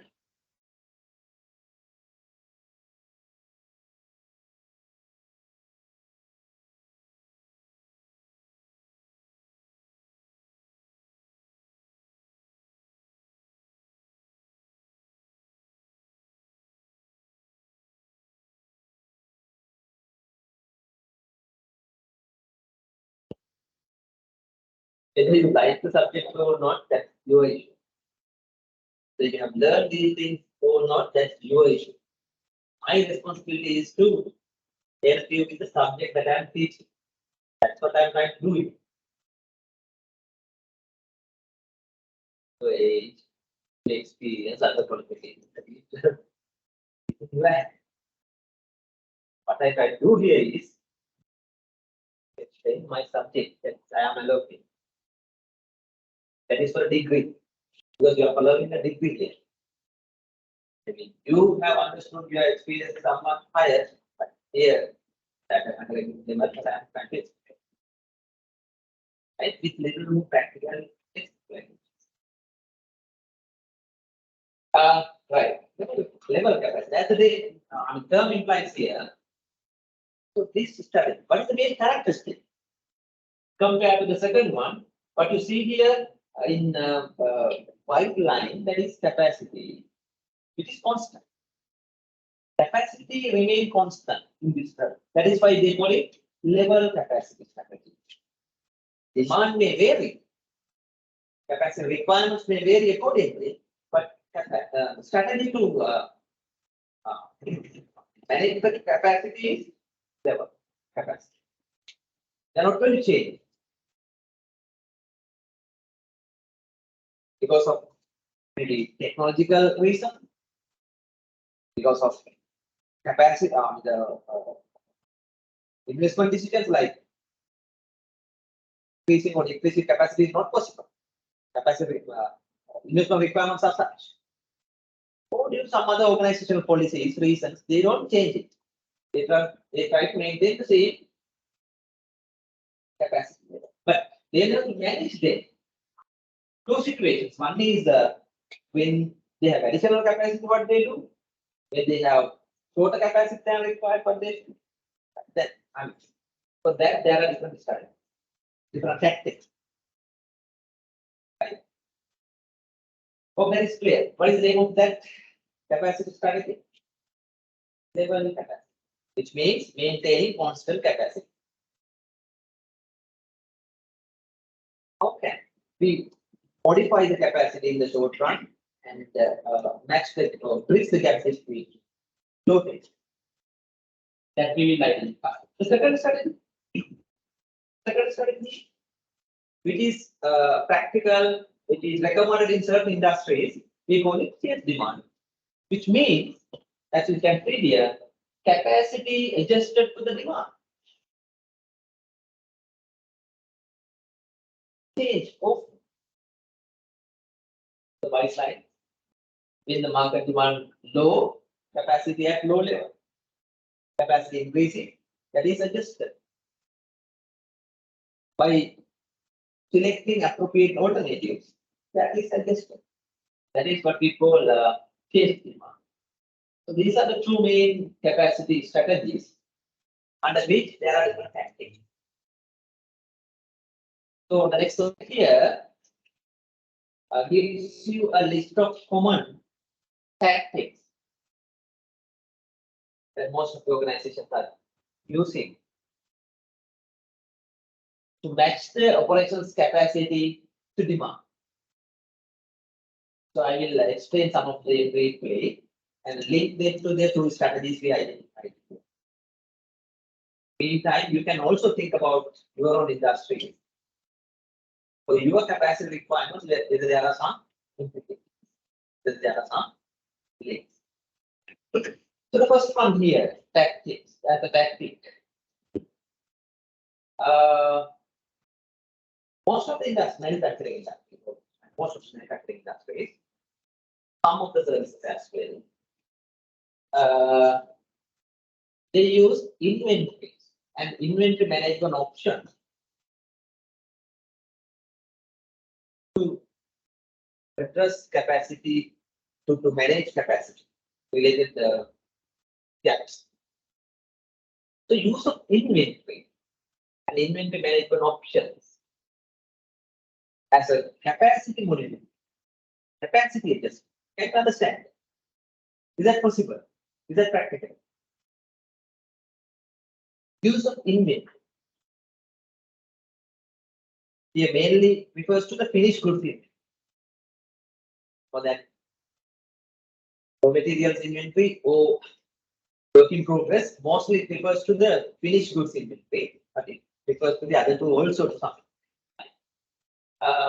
But mainly finished goods. So, for what type of industries use of inventories is suitable? Have you seen this being used as a tactic? Most of you are not from manufacturing industries, so that you don't know, right? But in manufacturing industries, we see different supply strategies, right? Particularly these 3 or 4. Now, I'm familiar with these product, we call them product strategies. Kind of common strategies used to supply to the market. The main product strategy that we see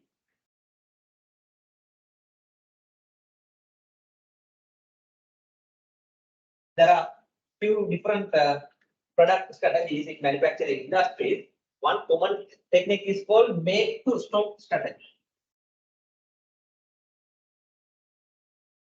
Make to stock strategy, right? And as an alternative,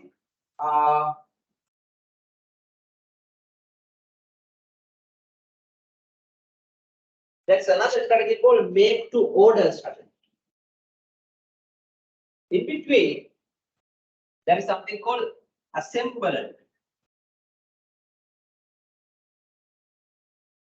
to order strategy.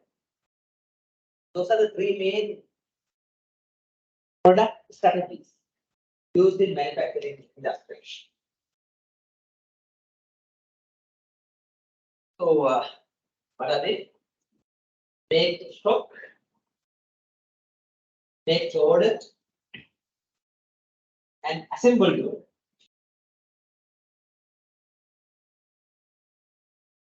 And the 4th one is called design to order. Design to order, which is focusing on supplying highly customized products.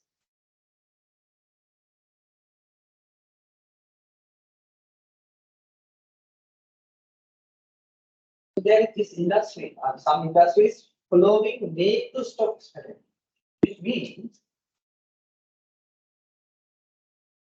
now in such industries, make to stock, they don't worry about individual customer orders or each order because they know the demand is certain, demand is there in the market. Whatever they produce, they can sell in the market. So they just produce to the stock, and from the stock they release to the market. Most of the common FMCG products fast moving consumer goods, FMCG products, personal care products, or what we commonly known as CPGs, consumer packaged goods, such as sugar to packaged items, sugar to biscuits to various different canned products to right all the consumer products manufactured and supplied to the market, made to stock. They don't differentiate, they don't customize products according to order. So in such industries, one main capacity option they follow is because they use of inventory management to face capacity.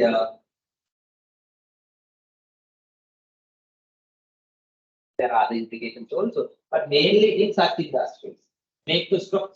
The companies practicing make to stock. You know how this happens? Use of inventories. Using standard stocks. These good inventories are maintained certain levels to fulfill the market demand.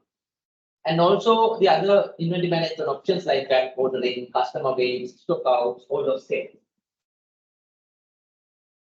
So, but maintaining stocks, how can they overcome capacity issues?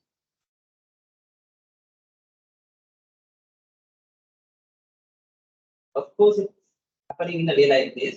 Now there can be a period in a year, periods in years, that the demand is low. Demand is low than the capacity. So during such period, production will be greater than the market demand.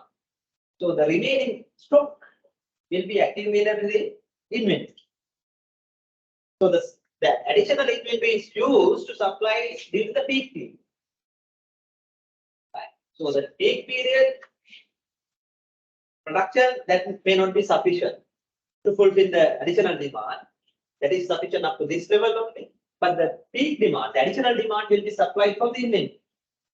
And likewise, they will balance the annual demand. Capacity is constant, but they can manage the annual demand using easily. So, you know, most of the consumer products may have a seasonal demand. From month to month, quarter to quarter, demand may vary. Certain months, certain quarters, demand is at a higher level, peak. How come? A company having constant capacity and supply, only by using. Not only there, many other industries they use inventory. Mostly manufacturing industries. So, and manufacturing industries following make to stock strategy because other industries, especially make to order, that is little different. Make to order means they wait till they get the order and then only start production. Then only they start production so that they can't produce in advance. But what one thing that they do is they get orders and then they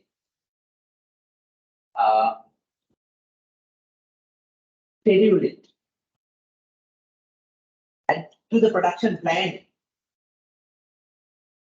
And then they take a little longer lead time so that they have a production plan anyway that they adjust according to the constant capacity they have and then supply the orders as they get such. They don't maintain inventories, but they have a constant capacity. They schedule it, they plan it, schedule it, and then start. That approach is called make to order. What do you know about the third in the middle? Assemble to order. What is that supply strategy? Assemble to order. Here, they don't complete the product. They don't maintain finished goods. Okay. and they don't wait till they get the order to start the production as well. Instead, they process the items to some level, maintain before they work in progress inventory, WIC, or they maintain the products as finished products, semi-finished products, or also known as modules, components. When they get orders, they just put the appropriate modules together, assemble it, deliver to the customer, so that within short time period they can complete the production and customized products can be supplied. That's the most commonly used latest strategy. Supply in short time and offer customized products. So they are the inventories they maintain, they are WIPs, working progress inventories, and capacities are managed for that. Then assembling and filling. So if you can understand it, in addition to that, maintaining the stocks, other inventory management options like back ordering, customer waves are also possible, are also unavoidable in this case. What is back ordering? Back ordering. The simple idea is to firms following this strategy, this tactic, they accept orders and shift the demand for future periods. That is what they do. This is how they do it. They accept orders from customers and negotiate with customers and communicate with customers. We will deliver a little later, not immediately, because there are capacity issues. Capacity is constant. So negotiate with customers for a longer lead time and deliver products when the capacity is available. Right? That is what we call back ordering.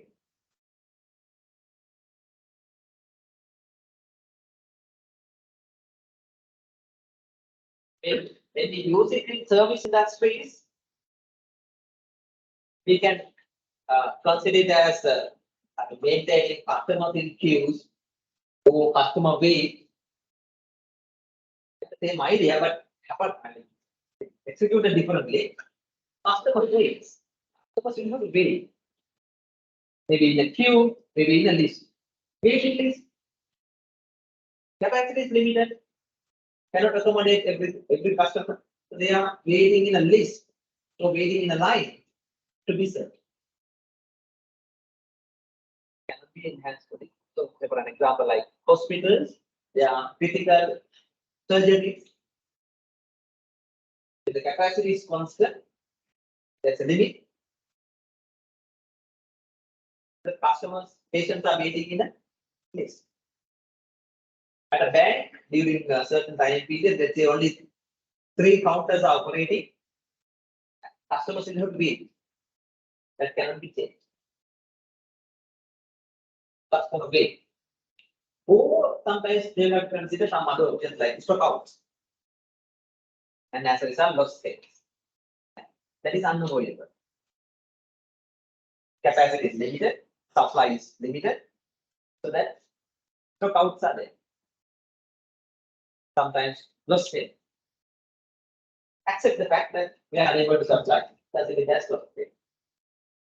So that is one set of strategies we call it use of inventories and inventory management options as a capacity modification. Where we mostly say it in manufacturing industry. And mostly following this strategy, make stock strategy.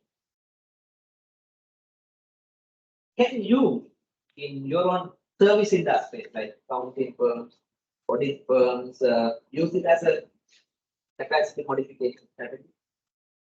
It's very difficult, not so practical.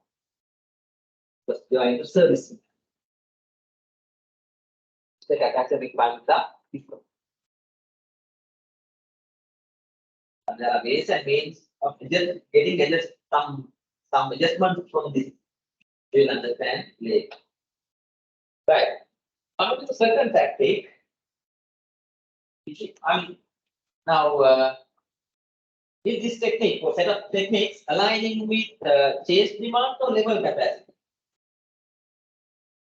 This techniques.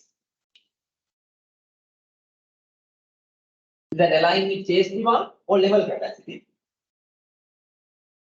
Aligning with the level capacity strategy. Level capacity strategy. Coming to the second one, that is making staffing change. That is another common capacity modification. Staffing change, such as hiring more work, hire more, and increase the pay. Then we need more capacity.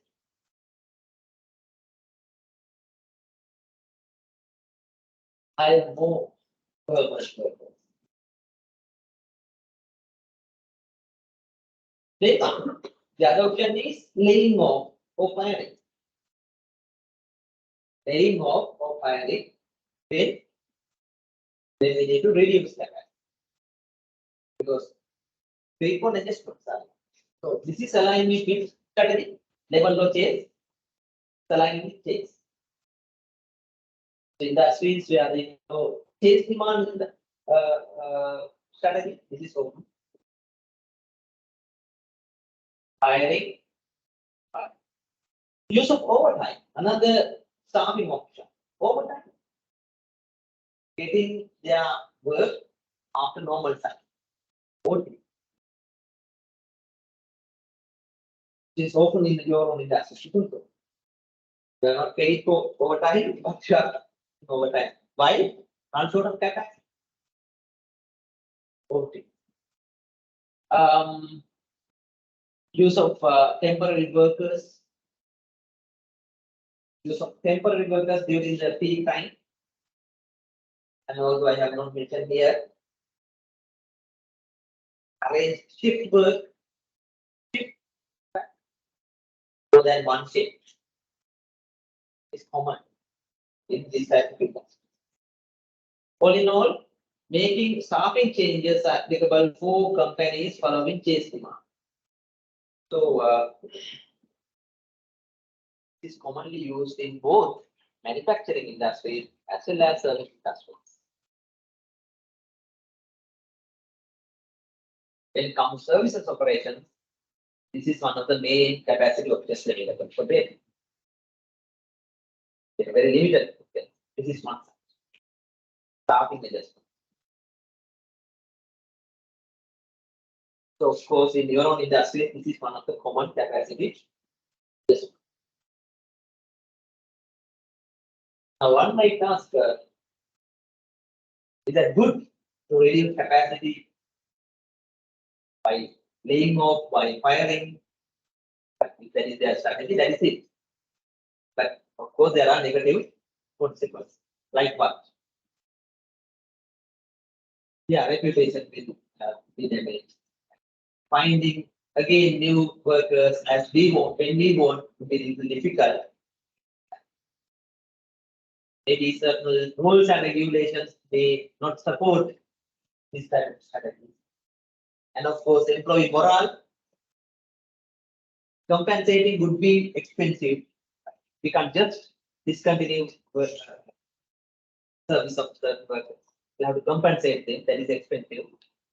And employee morale will be damaged. So, likewise, we have to think of such consequences also, but that is an strategy. Some industries, especially when labor is readily available, excessive labor is readily available.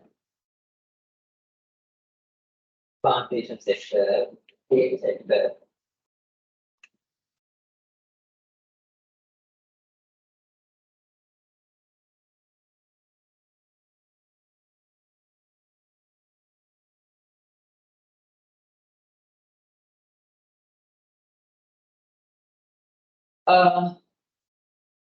In addition to that, there are other tactics also. Just go through the list and take a look and understand.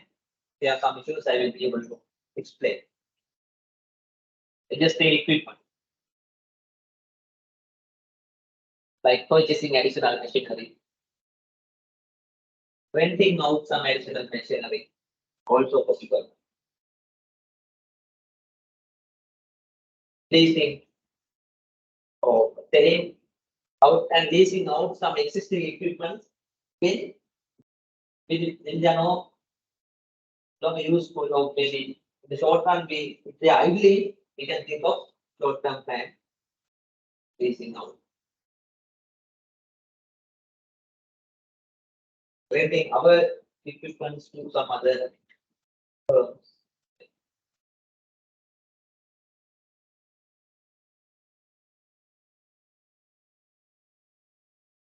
Third and fourth, there are three. It should be four, fifth, fourth, fifth, sixth, likewise. There are two threes. The fourth and fifth one, that is improving processes and redesigning products, kind of efforts are also useful. Same time, thereby increase capacity. Improving process,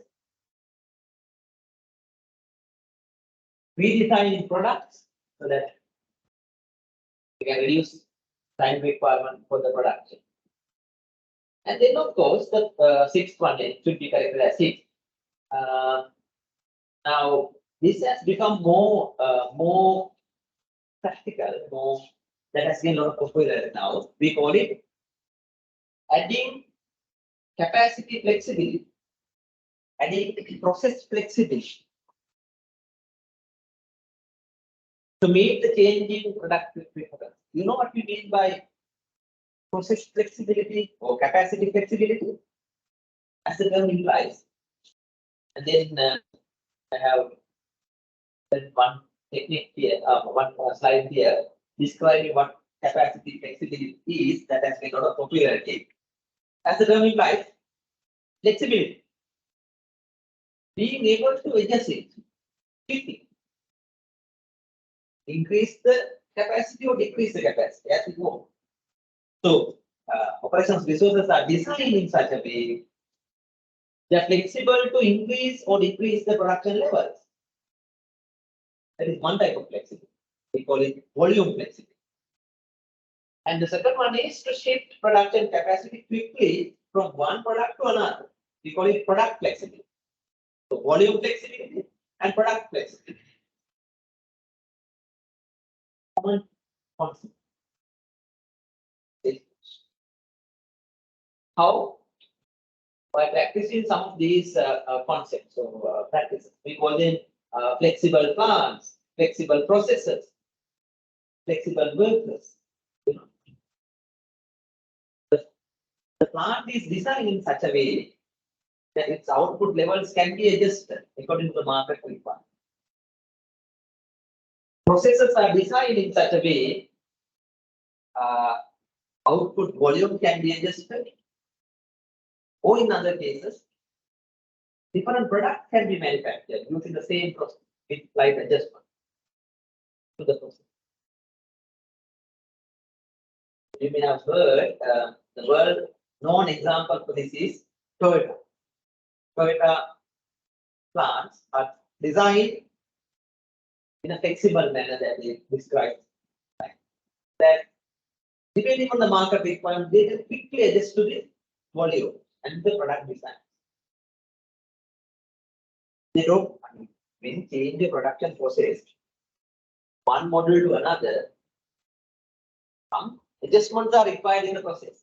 We call them setups or changeovers.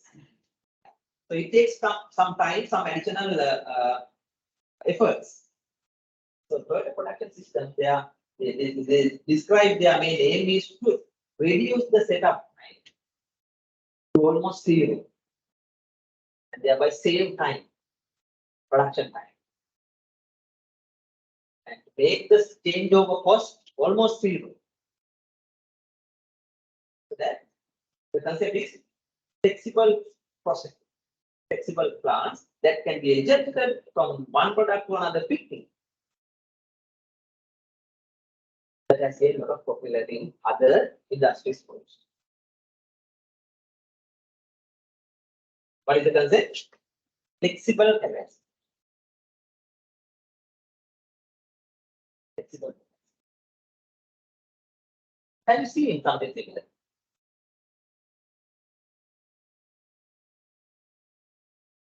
Another way to achieve it is called flexible workers.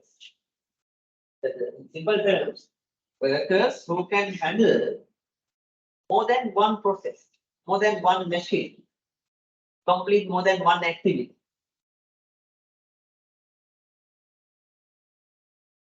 Depending on the capacity requirements, they can be deployed in different operations. So for a different machine. Flexible workers that have gained a lot of popularity.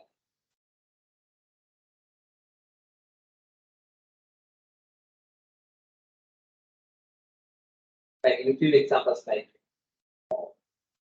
franchise supermarket and KFC and no. They're known for flexible workers. So they are workers, they operate their branches with limited workforce. And the workforce is capable of handling different taking to preparation to cleaning to various.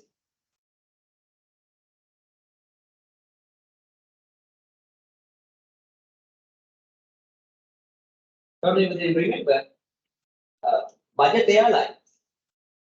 They have limited workforce who are capable of completing different activities as a flexible work. But you don't have to recruit different workers for different work. Likewise. And then of course strategies to use capacity of other organizations like subcontracting, outsourcing, and those kind of. Clear? Techniques like those, adding flexibility. And at the same time, subcontracting and outsourcing have become more popular. Sourcing facilities, when they are idling, when they are redundant. So, are these clear?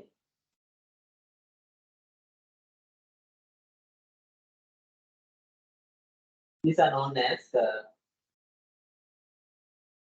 common factories for adjusting capacity, for modifying capacity.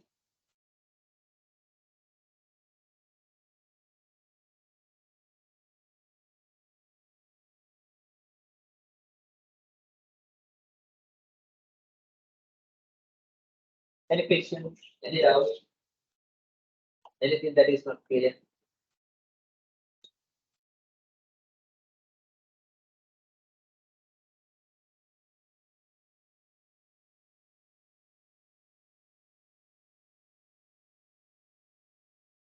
What are the take-home messages? How can you use some of the capacity modification tactics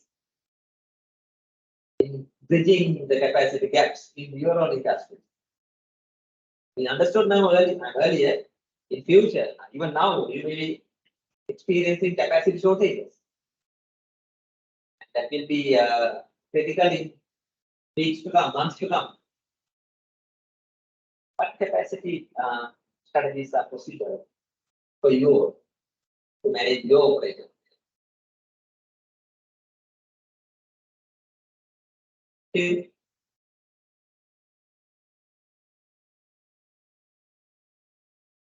Staffing changes like what? New recruit, okay, adjustment like that means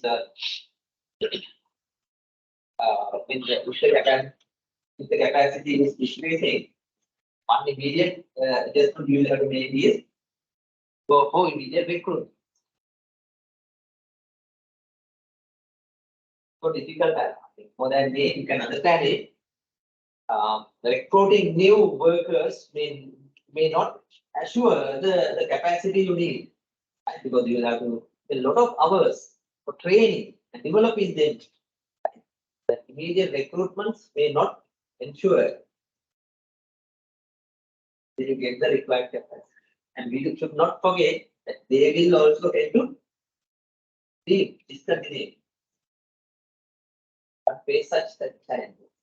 But yes, decide to export, fill vacancies immediately. Now, two main industries, government sectors facing this issue. One is talking about it, healthcare and education.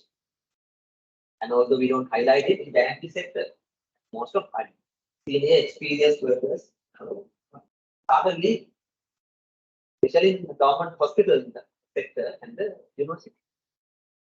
Situation is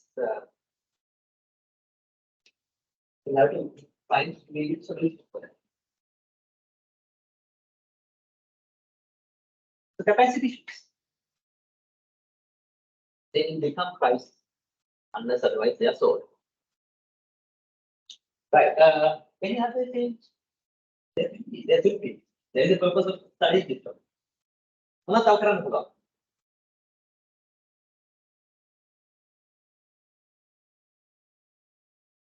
So, continuous training and development, and thereby ensure the individual competencies are in there. And of course, that could help us having flexible workers who can handle more than one activity. Yes, of course, that will be one of the most reliable approach. So, thank you. Continuous training and development to enhance competency levels. And thereby, we can manage capacity challenges. Write it down. It's a very important point.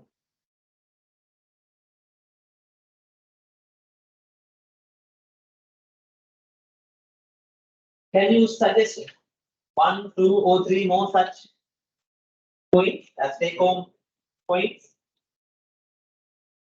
Outsourcing. What was it? Outsourcing. That has become the trend, right? So we'll have to find ways to outsource. Then we will decide what to outsource. So, what to outsource?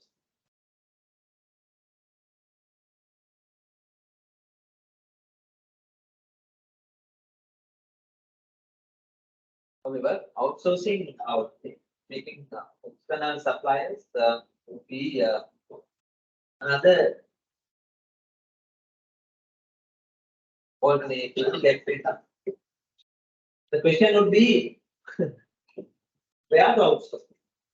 All the organizations are facing the same, so that for the BPO companies or BPO practices, this business process outsourcing and then knowledge process out BPOs and all. But now we'll have to outsource to some other countries because we can't find.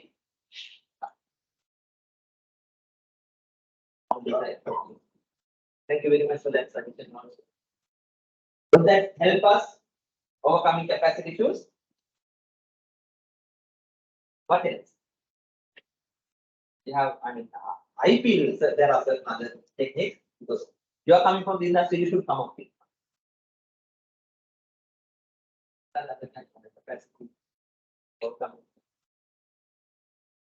Why you don't talk about the technology?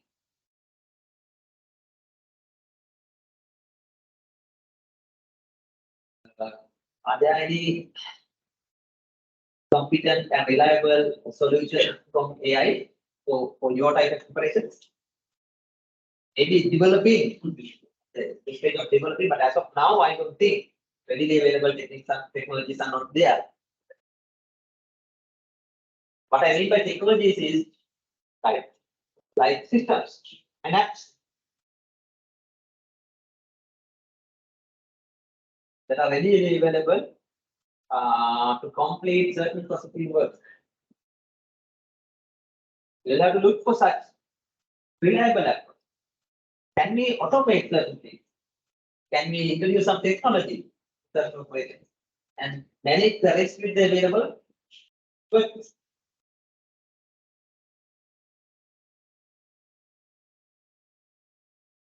Introducing required technology, then investing on technology equipments and devices.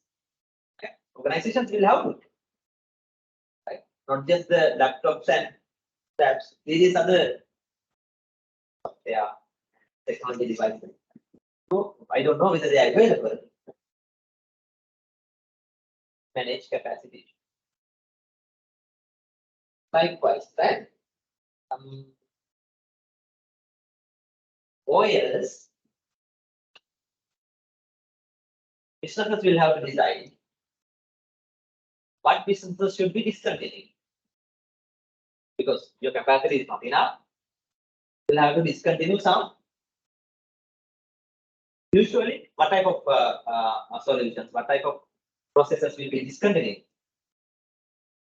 Less profit making. Or profit margins are less. You'll have to decide. Not the option. If you want to focus on profitable businesses, you have to discontinue some low profit making. Understand it? So I think that's enough. We run short of time, so we'll manage it there. Now, in addition to these two capacity strategies, firms often use demand management techniques and strategies also appropriately. What is it? Demand management. Not a capacity management thing, but demand management. Meaning, by managing the demand, manipulating the demand, firms can overcome capacity challenge. What happens here? Now, capacity is constant. That cannot be changed. This varies different reasons. That's the policies, investment required, technological challenges like that. But demand is manipulated, especially when the demand is low. There are some strategies to manipulate demand, encourage demand. When the demand is high, that is discourage demand. Basically, through what? Not from operation side, but from sales and marketing side. Sales and marketing side, we can stimulate or discourage demand to match with the capacity. So that's we call managing demand. So there can be two types of strategies there. One is when demand exceeds the capacity. Demand is greater than capacity. What happens? What we should do? Demand is greater than capacity.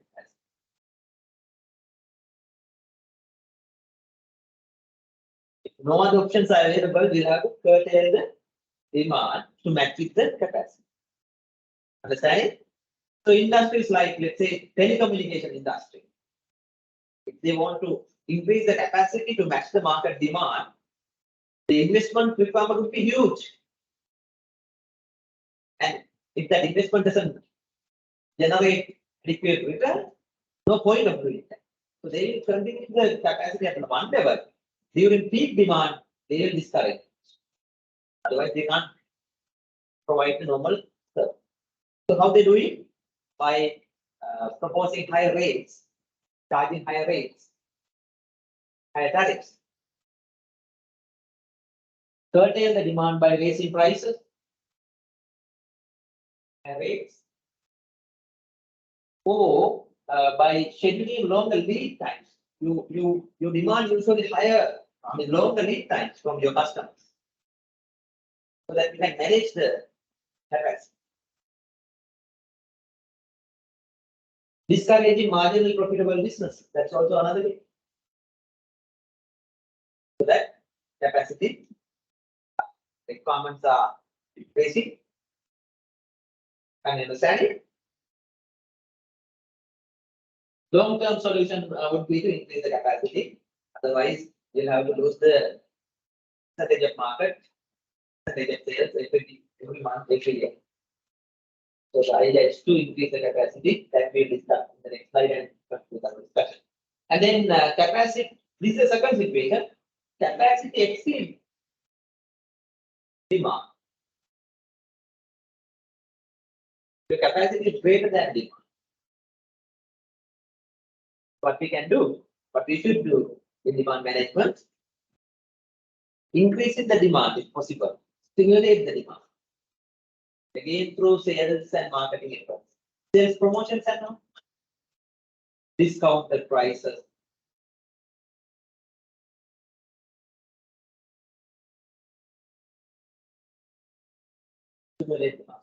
Now, in industry like hotels, leisure hotels, during periods where the tourist arrival is very low, they promote their facility properties to local tourists by jointly working with credit card services, business from banks and all. They promote their properties to their local ones. Airline services and all. When the demand is high, they set higher prices and their pricing arrangements. And when certain destinations, the demand for certain destinations are low, they offer discounted price. Those are some industries where they often use demand management strategy.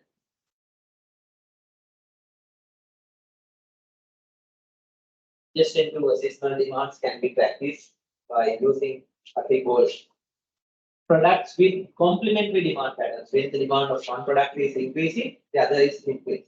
And that is increasing, the other one is decreasing. So managing a product portfolio, having complementary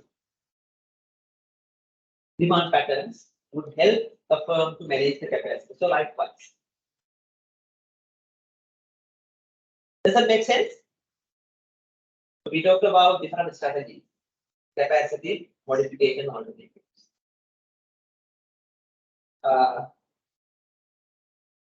The long-term solution would be the long-term demand pattern is certain and that is increasing, we'll have to increase the capacity.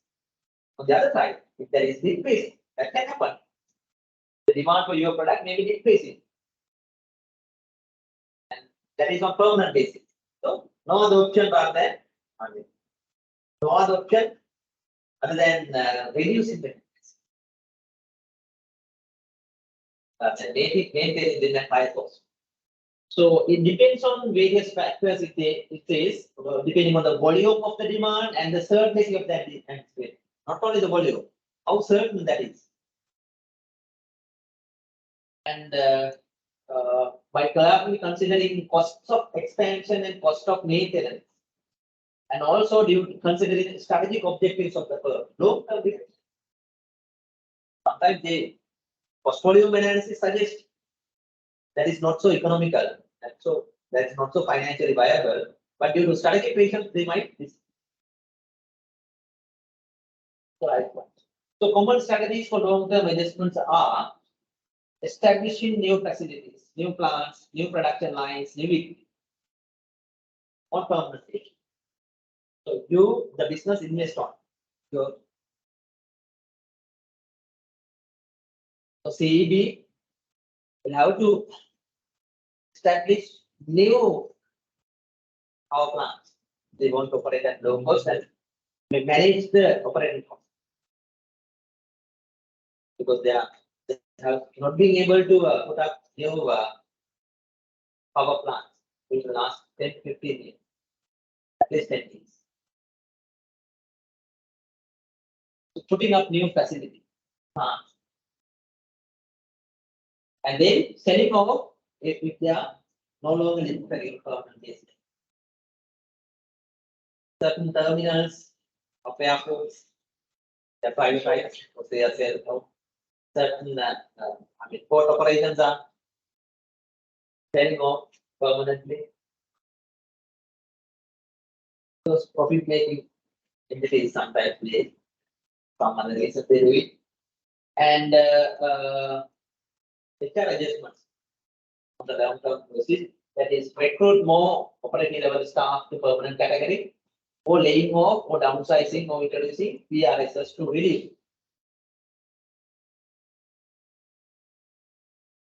Outsourcing is the most popular long-term capacity adjustment strategy that we see. Outsourcing. That's what that is. But for strategic risk, not for day-to-day And then the mergers and acquisitions has also become common strategy used to increase the capacity within short time. There is no any other way. When I visited one of the solid tire manufacturers in Sri Lanka, those days that was named as Camso. Camso under Lodestar earlier. Right? When I visited probably 4 to 5 years ago, that has been acquired by Michelin. Michelin, in the process of expanding their global operations, they wanted to acquire some solid tire manufacturing firms also. This is one of the world's best facilities in Sri Lanka. Anyone working for earlier Lodestar, then Camso, now Michelin? No. So they acquired it so that within negotiation has been taken place for a few months, but within a few months' time, they could acquire the entire facility, all the machines with the staff, train the staff. So for operations, capacity expansions, acquisitions, and mergers. Hotels, they acquire their and expand their hotel chain. Hospitals, the same. Softology, they must hospitals, they use that strategy to expand their operations. Acquisition. Not only for financial purposes, for expanding their operations. Airline services, financial services, insurance companies and banks, they expand their operations, facilities, capacities by acquiring. So, when selecting which options to select, better careful analysis are required. For that, different these are capacity adjustment strategies. I'm not going to explain them. Lag strategy, lead strategy are the two common capacity adjustment strategies. We'll discuss the time for later. Lag. You don't make the changes now and immediately. You wait and see what's happening and then adjust. Lagging. Whereas leading, you make the investment after careful assessment early and wait till the demand reaches. So it's a kind of risk taking. Whereas lagging is risk aversion. And the other two are matching and dynamic. Matching means like change demand, adjusting the strategy, adjusting the capacity, and dynamic selecting the suitable strategy by carefully evaluating the situation. And then when it comes to evaluating capacity alternatives, there are different approaches, technological, finance. What you see here is common financial evaluation technique that you are familiar with because you are coming from this background. Various different what we call it, capital budgeting techniques used to evaluate capacity, especially long-term capacity adjustment alternatives and select the best based on the return. So techniques like BEP, NPV, IRR, EMV, and many other capital budgeting techniques are used for that matter. I'm not going to explain. But when we start next week, or probably within 5 minutes, we can complete the BEP analysis. You anyway know, right? The equations are there. You know how to do it, right? And coming to the last part, that is decision phase.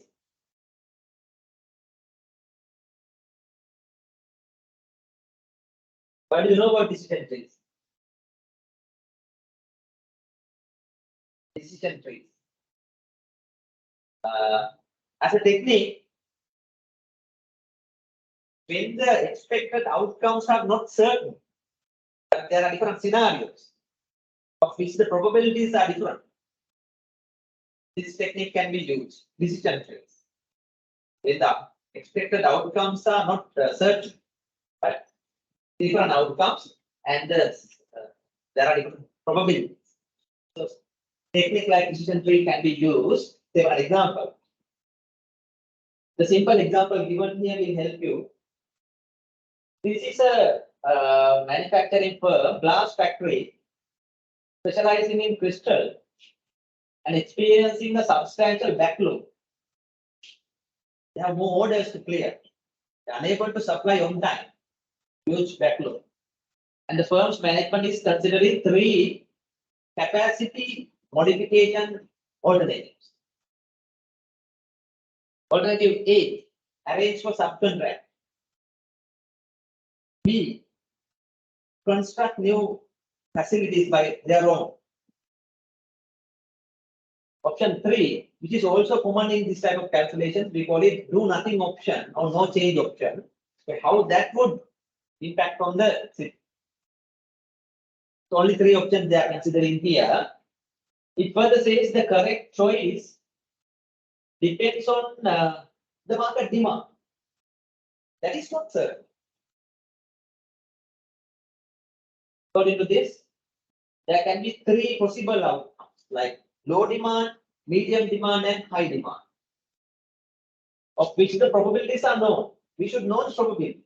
Now they have estimated the probability. So low demand 0.1, medium demand 0.5, and high demand 0.4. Likewise, in case of exam questions, that information will be given. Practically, if you have to make it, you'll have to plan the scenarios and the probabilities of scenarios before it, then use it. In addition to that, we should know the outcome of the alternative for each scenario. Outcome of each investment or each capacity modification under each scenario. So the table given below shows you the net impact. There can be 2 types of calculations. One is the net impact is given like this. This is for each capacity alternative for the investment they are going to make under different market scenarios, the net impact. The other type of information you might get is for each alternative, investment is given and the probable revenue for each. So that you will have to calculate the net impact. But this example, the net impact is given so that you can just refer to the data here and calculate and identify which capacity alternative is. Let me help you with one option so you can complete the rest and identify how to use decision trees for this purpose. Let's quickly cover within 2 minutes and leave.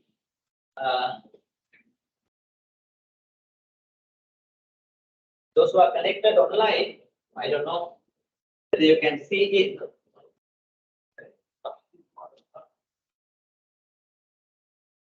Now these are the 3 main options.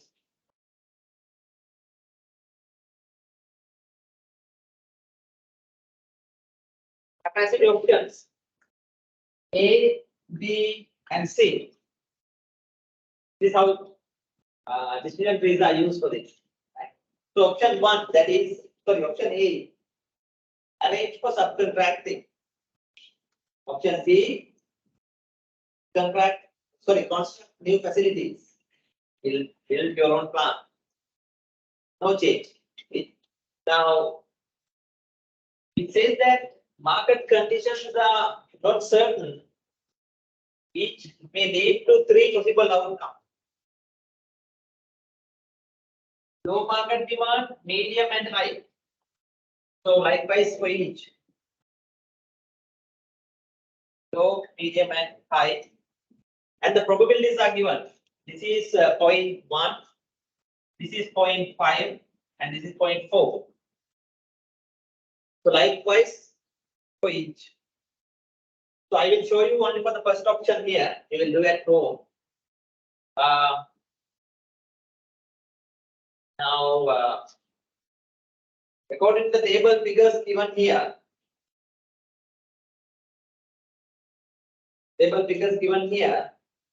option A, when the market demand is low, the net impact would be plus 10, right? So we calculate the impact of that 0.1 into 10. And then when the market demand is medium, 0.5 into 50. When the market demand is high for option A, 0.4 into 90. So you get values here and add together and get the total impact for the capacity alternative A. So likewise, you can do the same calculation for option B and option C. Look at the total values here and often which option will be selected. The capacity option that has highest positive impact. That is how the simple decision trees will be used. This type of values. I will try to show that to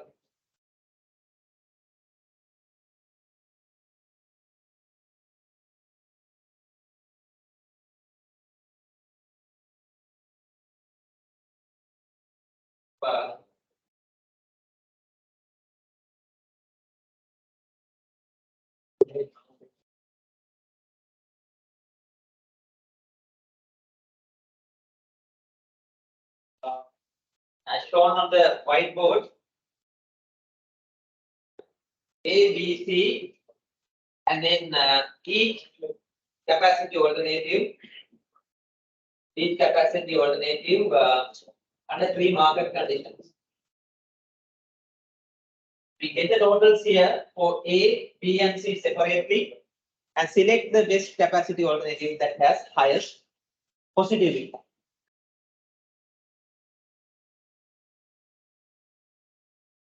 As I told you, the net impact is given here. If you are provided cost and the revenue separately, we'll have to get the net impact and then do the calculation. And let us be ready for a simple calculation like this and demonstrate you know about it. That's enough for the time. What we discussed today, another important operations management concern, operations capacity planning. At the beginning, we understood the common measures used, few concepts and ratios, and we understood how the capacity management decisions are made. Finally, we understood what are the common capacity strategies available and capacity modification alternatives. At the end, we just identified 2 techniques. DEP, I didn't explain you, but decision trees and other techniques you are familiar with. Work on your assignment. Hope to see you next week. Take care.